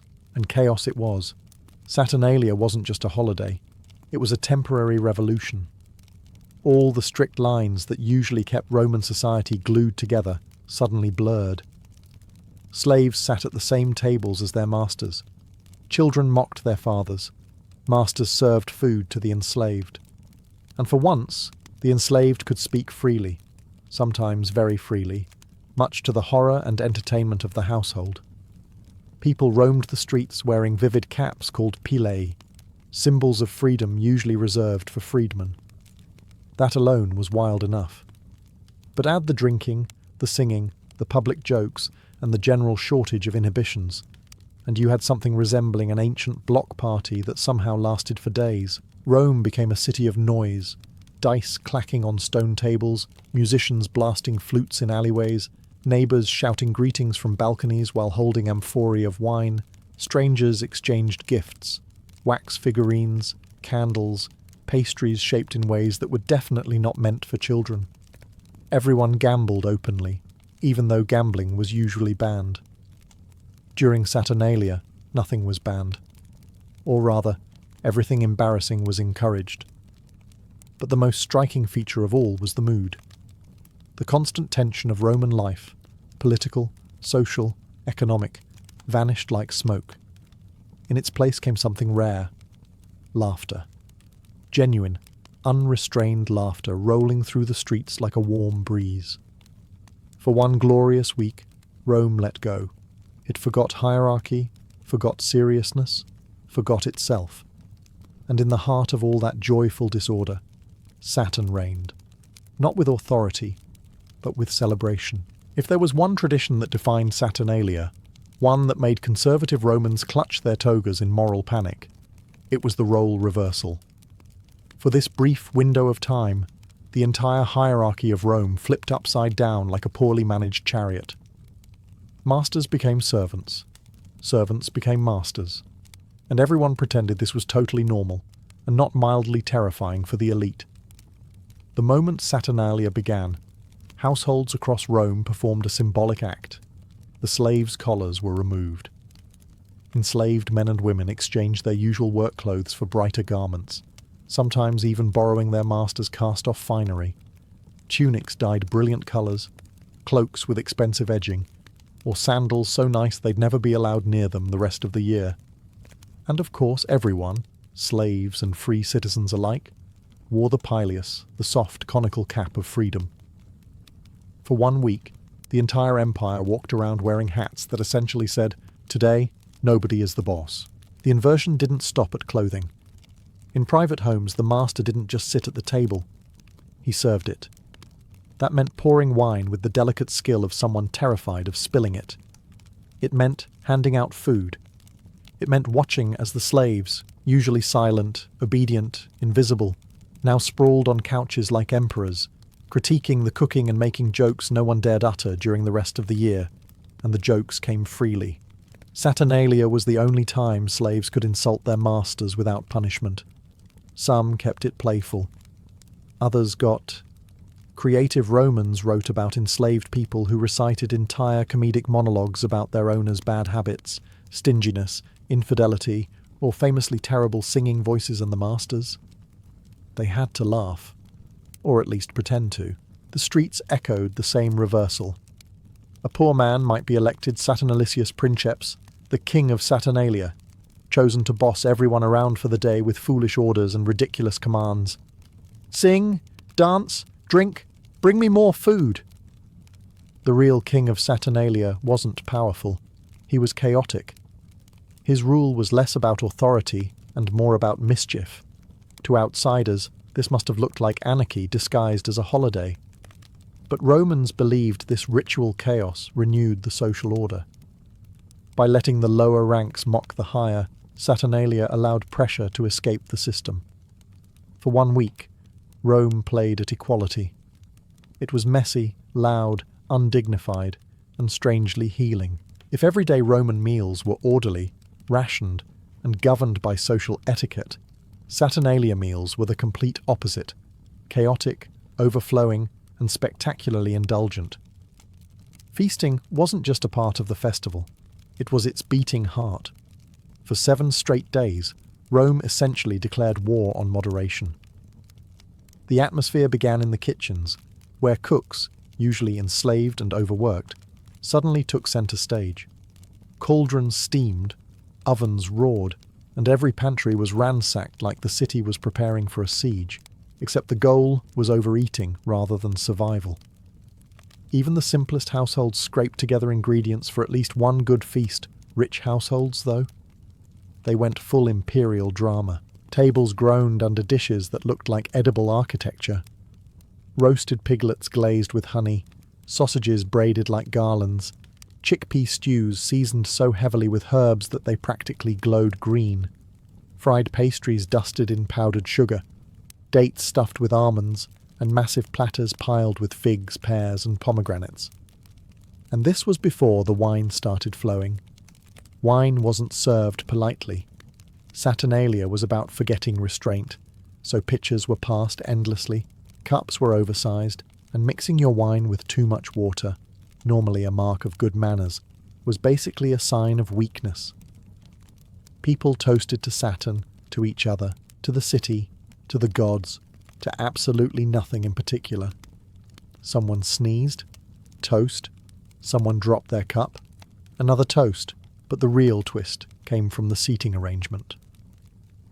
In elite households, the slaves, normally banned from reclining at the table, were invited to join the feast as equals. They lounged on the cushioned couches, sampling the finest dishes. Meanwhile, their masters carried trays, poured wine, and fetched extra bread. It wasn't just symbolic, it was intentionally humbling, and it made the feasts unpredictable. Masters stumbled around with plates, trying desperately not to spill sauces or drop amphorae on anyone's lap. The slaves, emboldened by tradition and wine, critiqued the food with theatrical seriousness. A little too salty, one might say. Not enough pepper, another would add, while the master nodded obediently like a chastised apprentice chef. Feasting spilled into the streets. Pop-up vendors fried honey cakes. Musicians played flutes and drums. Crowds danced with greasy fingers, and the entire city smelled like roasted meat and warm bread. Rome became one giant dining hall where no one counted calories, coins, or consequences. For 1 week, gluttony wasn't a vice, it was a civic duty, and Rome performed it with gusto. If Saturnalia had a softer, sweeter side, something that balanced the chaos, drinking, and roasted animals, it was the tradition of gift-giving, and Rome took this tradition just as seriously as it took its feasting, meaning with enthusiasm, creativity, and absolutely zero sense of moderation. If you think modern holiday shopping gets chaotic, imagine it without malls, credit cards, or price tags. But with thousands of Romans yelling in marketplaces after too much wine, the most common Saturnalia gifts were simple. Candles, symbolizing light in the darkest season of the year. They ranged from tiny wax tapers to massive torches that looked like someone accidentally wrapped a small tree in beeswax. People also exchanged sigillaria, small clay or wax figurines shaped like gods, animals, children, or occasionally things that made Roman parents cough awkwardly and pretend not to notice. Friends, neighbours, lovers, clients, and even the enslaved exchanged these miniature gifts. Some were humorous, others deeply symbolic. A wax lion, strength, a clay dove, peace, a tiny figurine shaped like your friend's pet. thoughtful. A figurine shaped like your friend's bald spot. That was the spirit of Saturnalia, teasing without consequence. But not all gifts were small. Wealthy Romans used Saturnalia as the perfect excuse to show off. They handed out silver cups, embroidered garments, exotic fruits, perfume bottles, writing tablets, and chests of rare spices. Some even gifted slaves temporary bonuses to splurge on gambling or drinks, a brief window where generosity and recklessness walked hand in hand. Still, the real joy came from novelty. Romans adored weird gifts. One writer complains about receiving a set of miniature bronze cows for no reason. Another mentions a friend who gifted a single shoe, claiming the other would arrive next Saturnalia. Prank gifts were encouraged. The more confusing the present, the better the reaction. Markets buzzed with shoppers grabbing last-minute trinkets.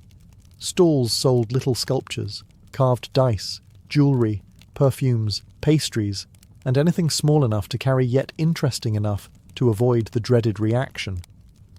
"Oh, thank you. What is it?" Sellers shouted over each other.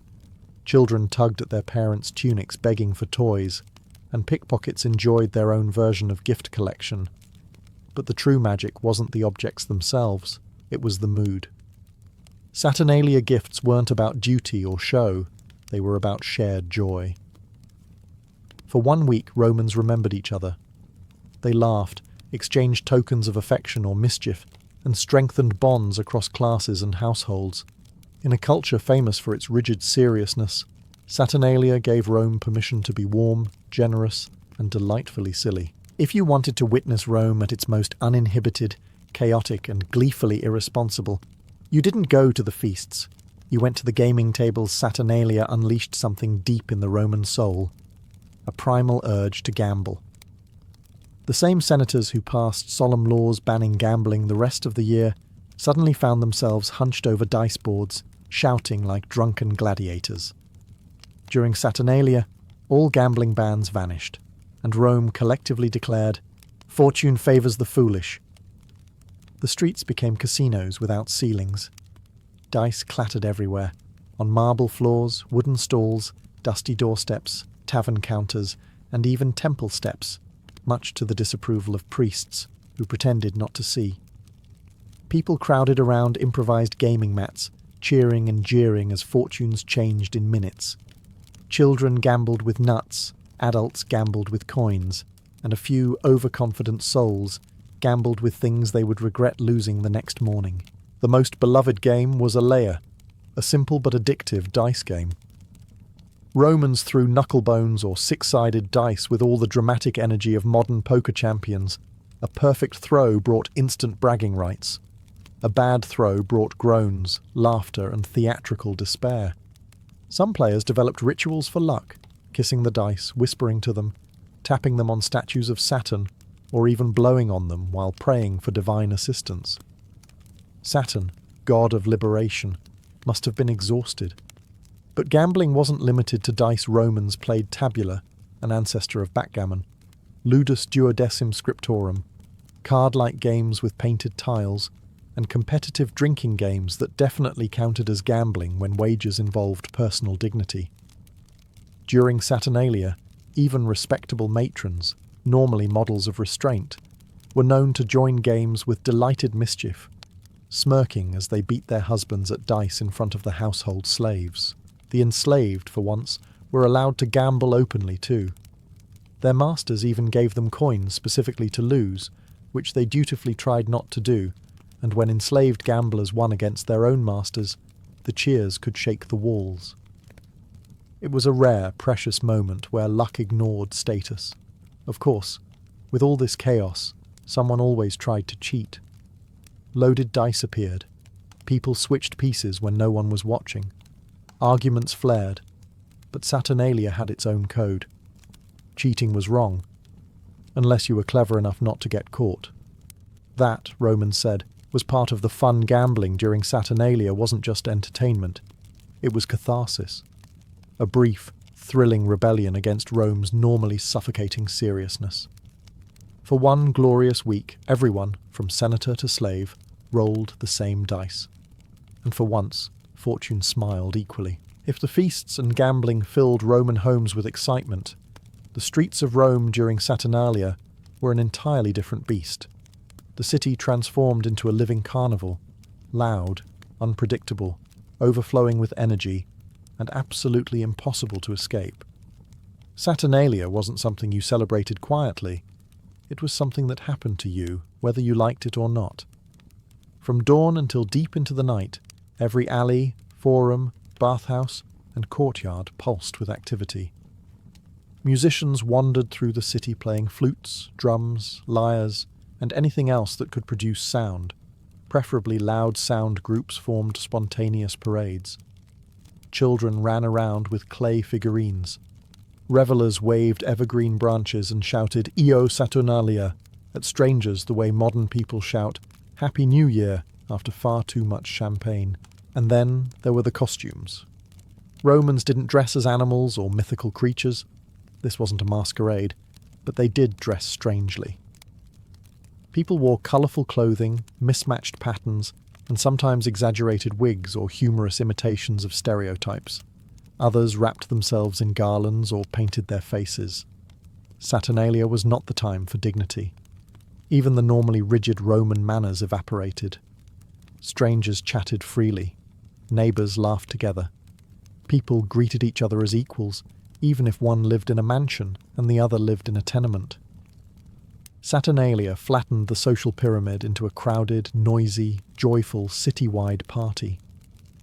For a few days, Rome felt less like the capital of an empire and more like a village celebrating a good harvest. Public drinking was everywhere.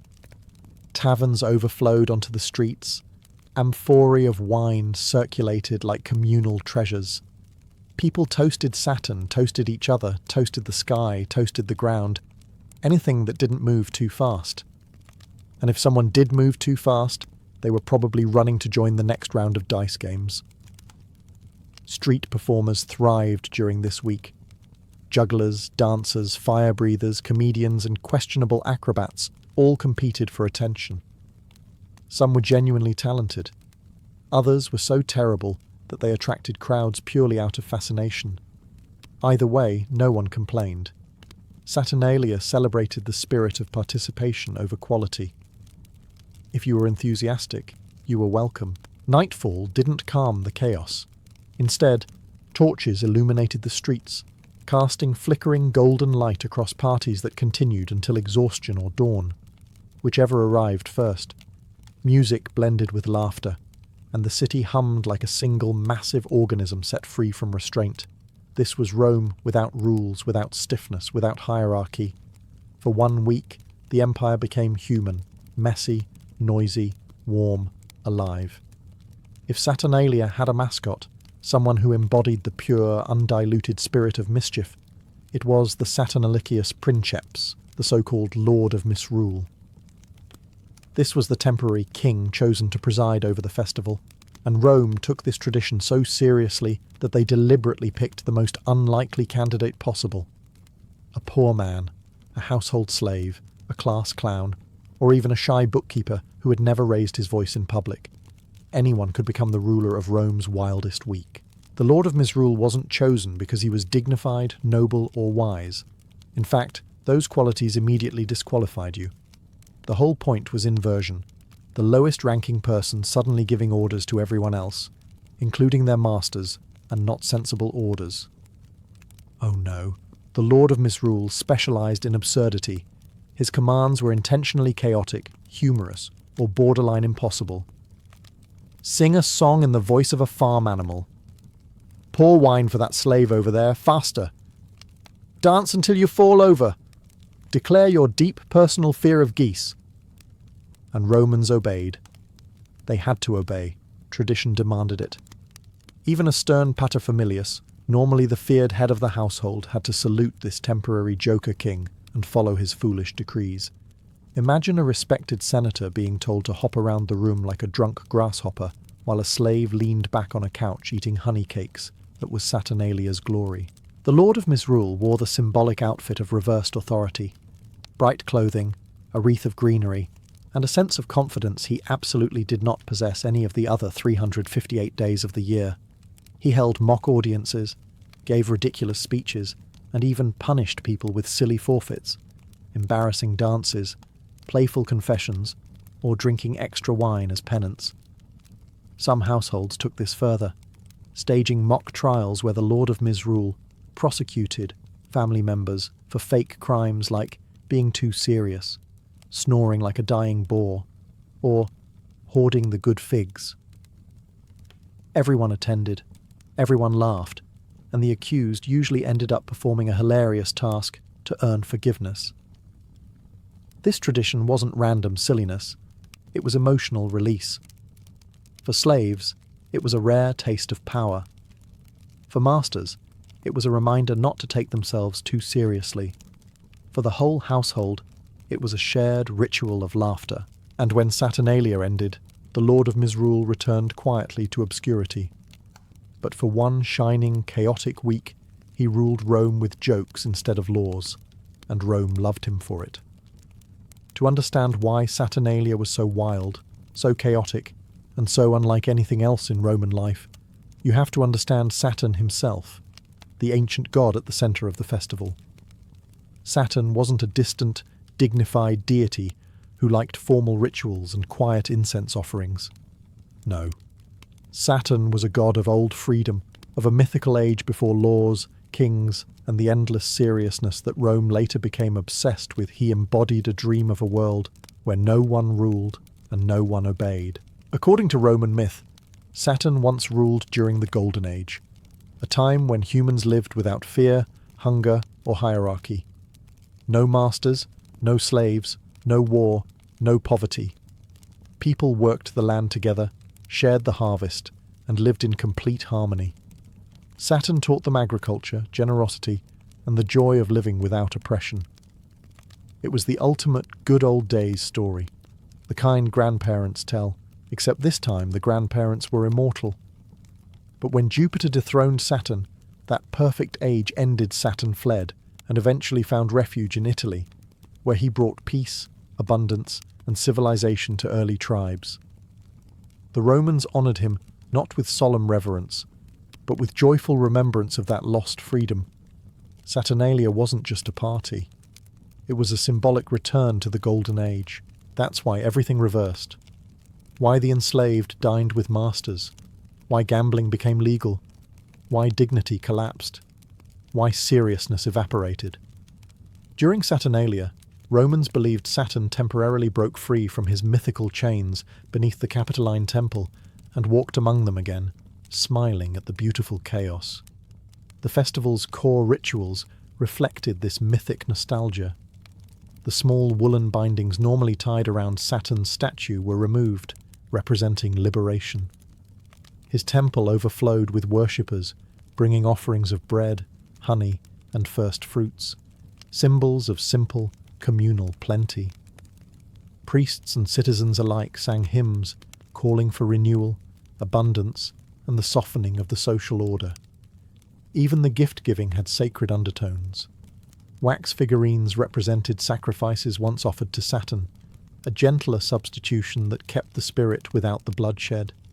Candles symbolized returning light, hope, and the rebirth of the sun at winter's turning point. To Romans, the laughter, gambling, wine, and jokes weren't disrespectful. They were acts of devotion. Saturn didn't want solemnity. He wanted the world as it had been in the beginning, free, equal, abundant, and full of life. For 1 week, Rome remembered that dream, and even the gods approved. When the final day of Saturnalia ended, Rome faced a familiar but dreadful moment, the moment when the music stopped, the wine jugs ran dry, and the city had to remember how to behave again. It was not a graceful transition. Imagine an entire empire waking up from the same glorious week-long party, looking at the mess around them, and collectively asking, "What have we done?" First came the emotional whiplash. 1 day earlier, slaves reclined on couches like emperors, and masters fetched them figs. Dice clattered in every alley, people wore bright caps, drank until they forgot their own names, and shouted, "Io Saturnalia!" at strangers. But as dawn broke after the final night, The festival atmosphere evaporated like spilled wine on sun-baked stone. The pileus caps came off. The masters reclaimed their authority. The enslaved quietly returned to their roles. The social pyramid reassembled itself with mechanical precision, but it wasn't bitter. Saturnalia didn't end in resentment. It ended in reflection. Masters had seen their enslaved workers laugh, joke, criticize, and dine with them. Some historians argue Saturnalia softened household tensions, breaking the emotional distance that dominated Roman private life. For a brief window, humanity had peeked through the cracks of hierarchy. Still, the physical aftermath was something. Streets littered with wilted garlands, tavern floors sticky with spilled wine, dice abandoned everywhere like strange little fossils, marketplace stalls half empty after a week of frantic gift-buying, flute players asleep against walls, a few unlucky souls snoring on benches, still wearing last night's wreaths. Then came the quiet return to order. The courts reopened, shops unlocked, senators returned to the forum, pretending they had not spent the past week singing off-key drinking songs, bathhouses filled with people recovering from the festival with long soaks and embarrassed storytelling. Parents tried to convince children that no, life would not remain this fun forever. Religious officials rebound the statue of Saturn with woolen ropes, symbolically returning the god to his peaceful rest beneath the Capitoline temple. The Golden Age retreated. Structure reclaimed the city. But the warmth of the celebration lingered, like the last glow of a fading fire. And that was the beauty of Saturnalia. It ended so that Romans would crave it again. A single week of freedom, laughter, disorder, and kindness, followed by the comforting, if sometimes oppressive, return of normal life. It reminded Rome that humanity mattered just as much as discipline. Saturnalia's chaos faded, but its joy stayed in the Roman heart until next year, waiting to burst free again. Valeria Messalina did not grow up in an ordinary Roman household. She was born into the Claudian dynasty, one of the most elite, intertwined and dangerously influential families in the empire. Her childhood wasn't defined by toys or games. It was shaped by whispered conspiracies, political dinners, and the constant awareness that every relative around her had enemies, agendas, or both. When other children learned to walk, Messalina learned to watch. When others learned to speak, she learned to strategize. The imperial family was her playground and also her battlefield. Her lineage guaranteed luxury. Marble villas, silk cushions, tutors who drilled her in literature, philosophy, and the art of appearing innocent while calculating everything. But Roman aristocracy also guaranteed exposure to the darker side of power.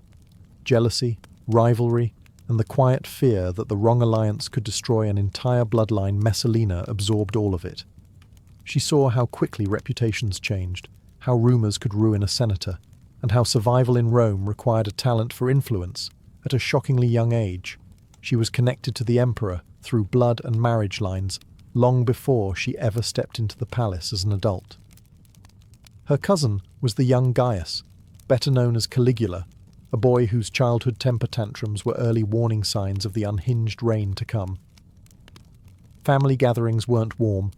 They were pressure cookers, with ambitious relatives smiling politely while imagining each other's funerals. Messalina grew up studying them all, and if Rome taught her one thing early, it was this. Power was the ultimate currency, and beauty was a powerful tool. Ancient writers, biased or not, describe Messalina as striking, dark-haired, charismatic, and dangerously magnetic. She wasn't merely attractive, she possessed presence. The kind that made people look twice. The kind that, in Rome, could be weaponized by her teenage years. She understood exactly where she stood in the imperial web. She was valuable, politically, socially, symbolically. And valuable people were never left alone for long. So when the imperial family arranged her marriage to Claudius, a man older, awkward, scholarly, and constantly dismissed by his kin, Messalina didn't flinch. She understood what the marriage meant: alliance, access, influence. She might not have known she would become empress one day, but she certainly knew she was stepping closer to the throne Rome had crafted her. Now it was time for her to step into Rome's centre stage, and the empire had no idea what storm it had just invited into the palace walls. When Messalina married Claudius, the match was not a love story. It was a calculated political arrangement wrapped in silk and ceremony. Claudius, decades older than her, was the awkward scholar of the Julio-Claudian clan. He limped. He stuttered. His family mocked him behind his back, calling him slow, weak or harmless. But what the imperial household failed to grasp was that harmless people sometimes survive long enough to become emperor. And Messalina, even in her youth, recognized potential when she saw it. Their marriage began before Claudius ever dreamed of the throne. At the time, he was simply a respected historian, a polite aristocrat with a quiet nature, and, importantly, someone unlikely to overshadow a politically ambitious bride. Messalina entered the union with clear eyes. She wasn't marrying a military hero. She wasn't marrying a feared politician. She was marrying a door, one that opened straight into the palace. Still, Claudius was no fool.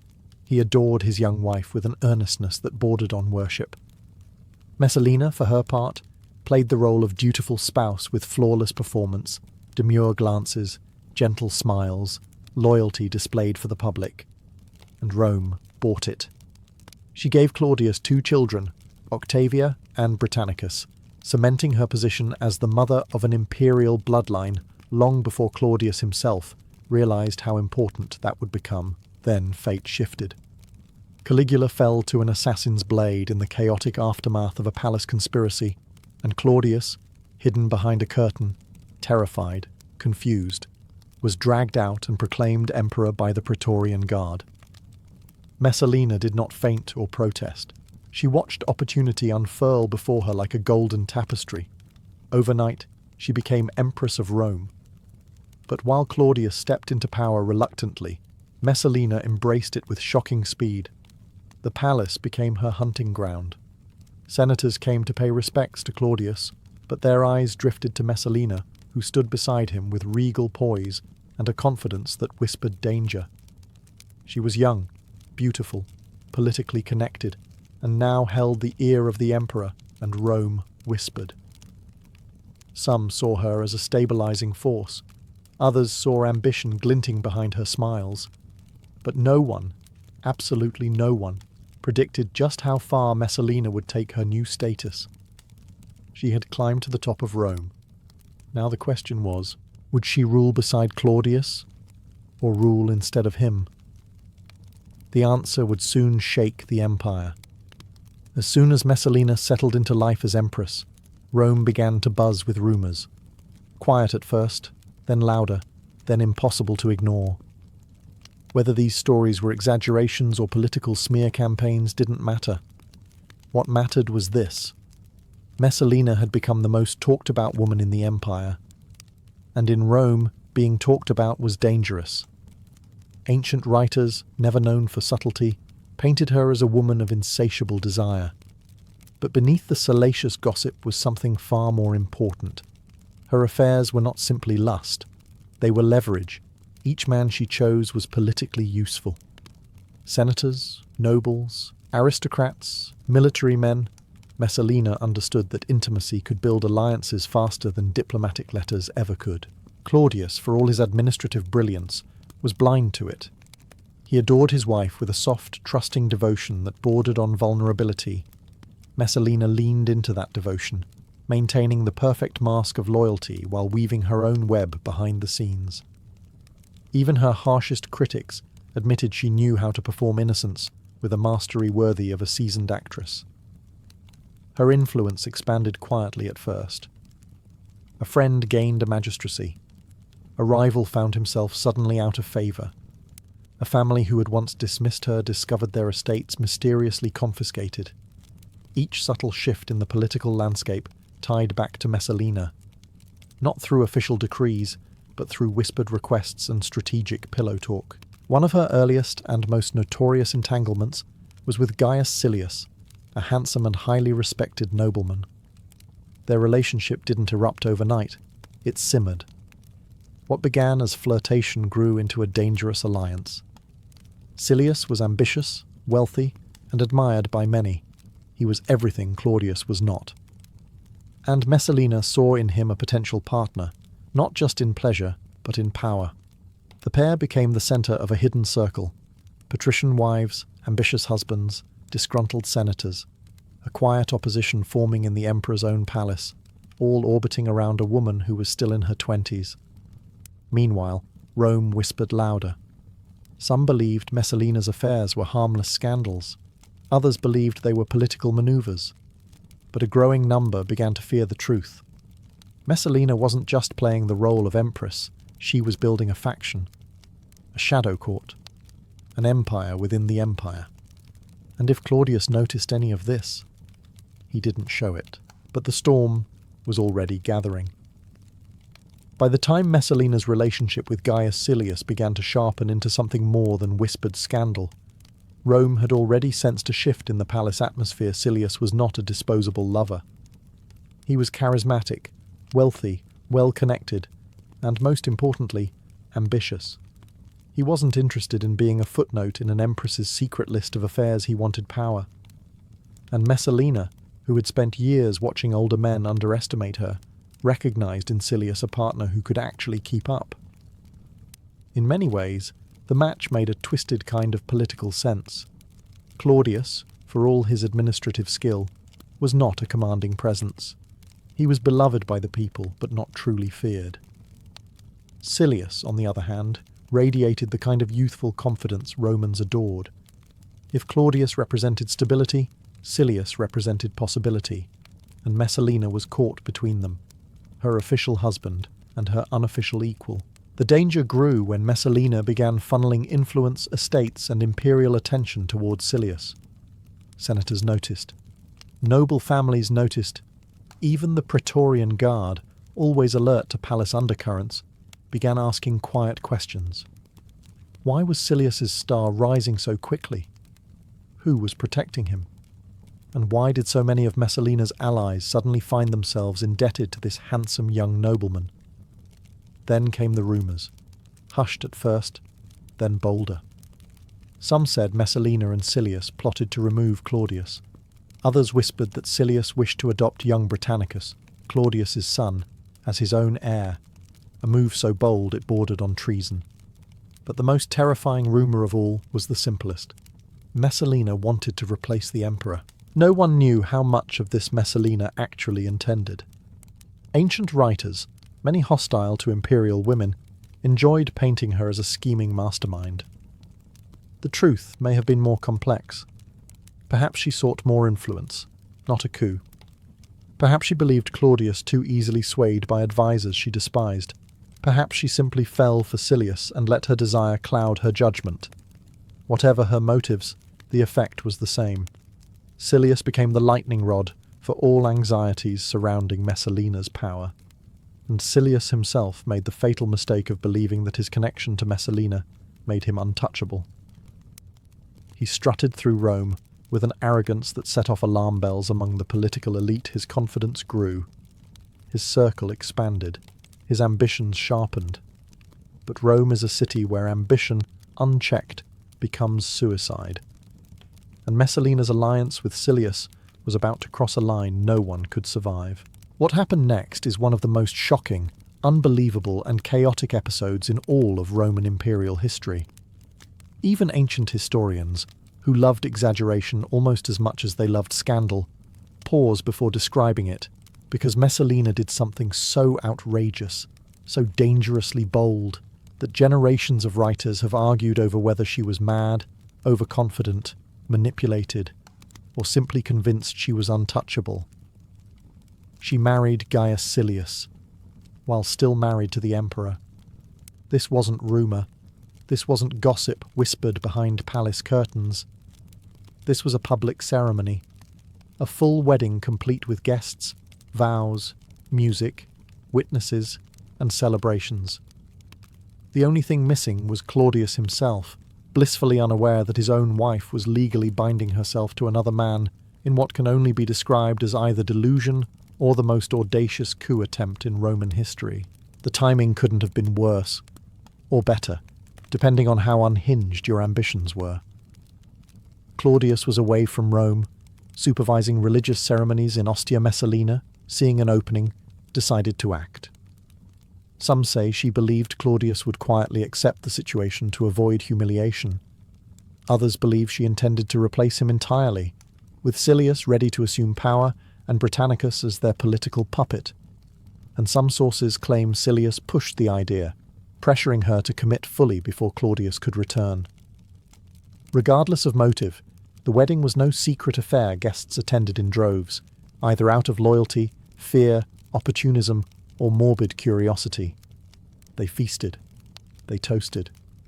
They watched the Empress of Rome stand beside another man and swear lifelong devotion. Saturn might have smiled at this level of chaos, but Rome certainly did not. The Praetorian Guard was stunned. Senators panicked. Palace officials whispered, "This is treason," while others whispered, "This is suicide." Even those who benefited from Messalina's patronage began quietly distancing themselves. The empire had tolerated her affairs. It had tolerated her political maneuvering. It had tolerated her influence over Claudius. But a public bigamous marriage? That crossed a line carved in marble. The ceremony wasn't just shocking, it was a declaration. Whether it was a genuine power grab or the fever dream of two lovers lost in their own ambitions, the message was unmistakable. There were now two emperors in Rome, and neither was Claudius. And when Claudius returned to the capital and learned the truth, the empire braced itself. Because the storm Messalina had created was about to crash down on her with fatal force. When Claudius returned from Ostia, he expected the usual: reports from advisors, routine imperial business, perhaps a quiet evening with his family. Instead, he was met at the city gates by terrified officials tripping over their own words. Their message was simple, blunt, and devastating. Your wife married another man. Claudius froze.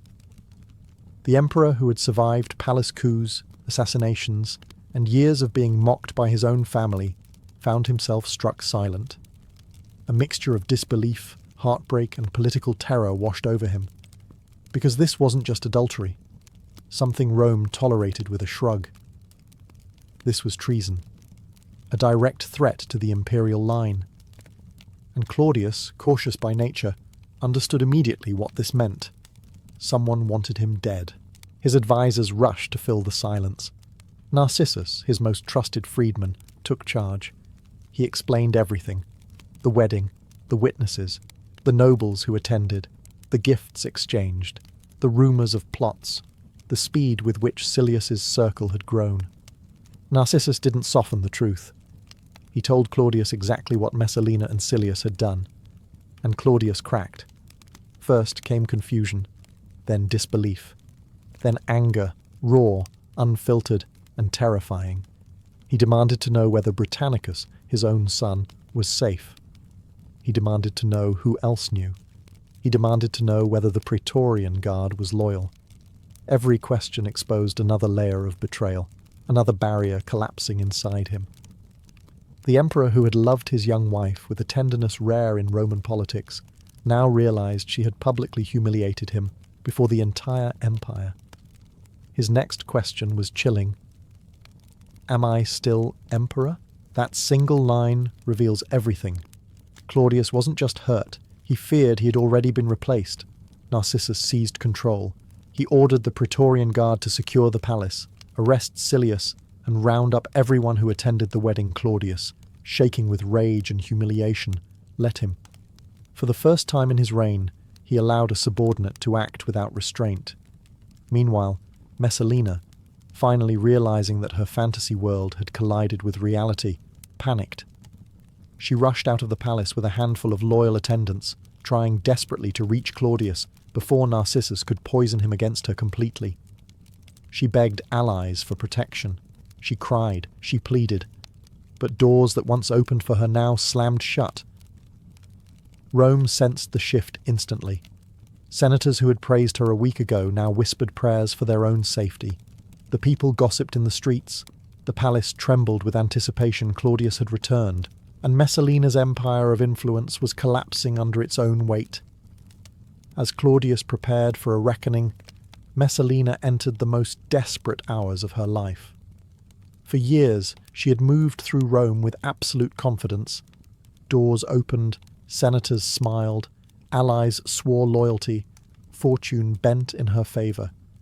Now those same hallways echoed with dread. Allies vanished, friends looked away. Rome could smell blood, and no one wanted to be caught standing beside the doomed empress when the hammer fell. Messalina was still young, barely in her 20s, but she had risen so high that her fall felt mythic. She ran through the palace grounds, calling in every favour she could think of. She sent messages to Claudius. She summoned senators.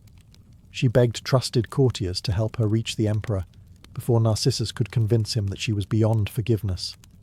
She still believed she could fix it. She always had. But Rome had changed overnight. The marriage ceremony had not been a rumour. It was documented, witnessed, undeniable. And Silius, realising that the tide had turned, made the most self-preserving decision he had ever made. He abandoned her. He fled to the Praetorian camp, hoping to negotiate or plead for mercy. It didn't work.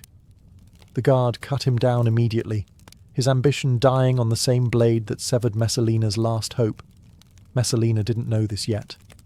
She was still racing through the city, accompanied by a handful of loyal attendants and her mother, Lepida, who had not spoken to her in years, but returned now out of a mother's final instinct to shield her child.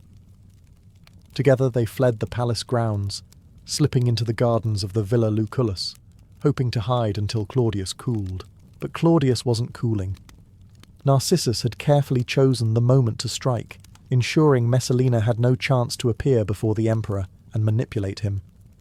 Claudius, exhausted, humiliated, and overwhelmed, had allowed Narcissus to take control, and Narcissus knew what had to be done.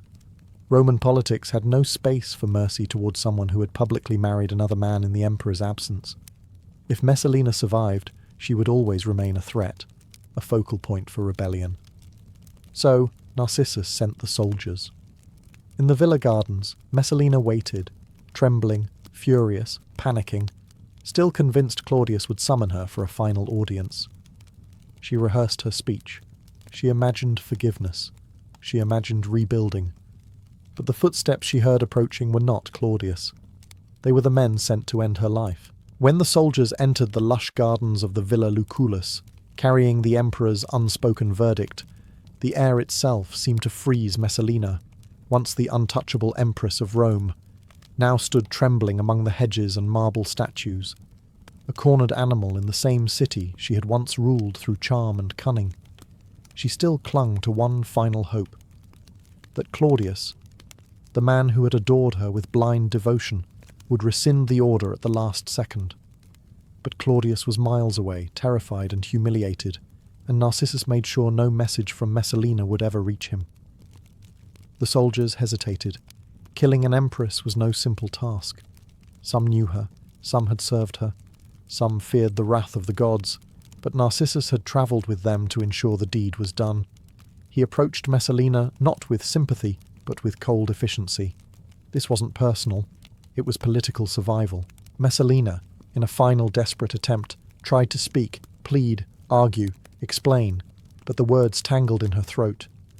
Her mother, Lepida, who had reunited with her only in this last moment, held her and urged her to face death with dignity. "Your life is over," she whispered. "Do not make your death shameful." But Messalina couldn't do it. The young woman who had faced senators, generals, and palace intrigue without blinking now collapsed under the unbearable truth. She was going to die, and no one, not Claudius, not Silius, not the gods, was coming to save her. According to Roman historians, she was handed a dagger and told to end her own life, as noble Romans were expected to do. But Messalina, despite all her ambition and ruthlessness, was not a warrior. She couldn't steady her hand.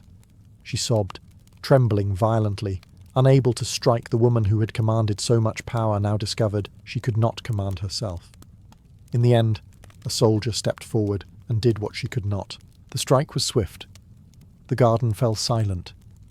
The empire exhaled. Messalina, Empress of Rome, was dead, her life ending not on a throne, but in the dirt of a borrowed garden. Clutching her mother's hand, Narcissus immediately sent word to Claudius. When the emperor heard the news, he showed no rage, no relief. He simply asked for wine and ate dinner, as if grief was something he could delay until morning. Rome, however, would never forget her. Because whether villain or victim, monster or masterpiece, Messalina had carved her name into imperial legend, with a ferocity no death could erase. When Messalina died, Rome didn't sigh with relief. It gossiped, it analysed, it exaggerated, it embroidered details until her life became less biography and more mythology. The true Messalina disappeared beneath layers of scandal, propaganda, and political convenience. What survived was a legend, a woman transformed into a symbol of everything dangerous, seductive, and chaotic about imperial Rome. Ancient historians like Tacitus, Suetonius, and Juvenal painted her as the ultimate villainess, promiscuous beyond reason, scheming beyond morality, and reckless beyond comprehension. But these writers also had agendas. They despised powerful women, they distrusted the imperial court, and they loved turning complicated figures into cautionary tales. So the question remains, who was Valeria Messalina really? One version of her is the monster, a young empress who weaponized beauty, destroyed rivals, manipulated her husband, and plotted a coup with her lover. This Messalina is the femme fatale of Roman nightmares, the woman who pushed excess to its breaking point and paid the ultimate price. Another version is the victim, a politically convenient scapegoat for Rome's anxieties about female influence. She was a young woman thrust into unimaginable power during a dynasty famous for paranoia and betrayal. Her mistakes, however real, were amplified by historians eager to vilify imperial women while excusing the sins of men. And then there is the third version, the one most historians quietly acknowledge today. Messalina was a product of her world, a world where politics was personal, sex was currency, alliances were fragile, and survival required a level of ruthlessness that modern minds can barely grasp. She played the same game as senators, generals, and emperors, only she played it from inside a gilded cage. Her death did not calm Rome. If anything, it exposed the palace's fragility. Claudius remarried quickly, choosing Agrippina the Younger, a woman even more ambitious and politically sharp than Messalina had ever been. Under Agrippina's guidance, Claudius eventually adopted Nero, setting the stage for another chapter of imperial chaos far darker than Messalina's scandals, and the Roman people. They remembered Messalina with a mix of fascination and horror. Plays mocked her. Poets whispered about her. Street sellers invoked her name to describe any woman who dared to reach above her station. But legends, especially scandalous ones, survive for a reason. Messalina represents the dangerous intersection of beauty and power, love and ambition, desire and politics. She reminds us that behind the marble and grandeur of imperial Rome lived real people capable of breathtaking brilliance and catastrophic mistakes. Whether she was villain, victim, or visionary, one truth endures. Messalina's story is pure Roman chaos, and Rome never forgot her.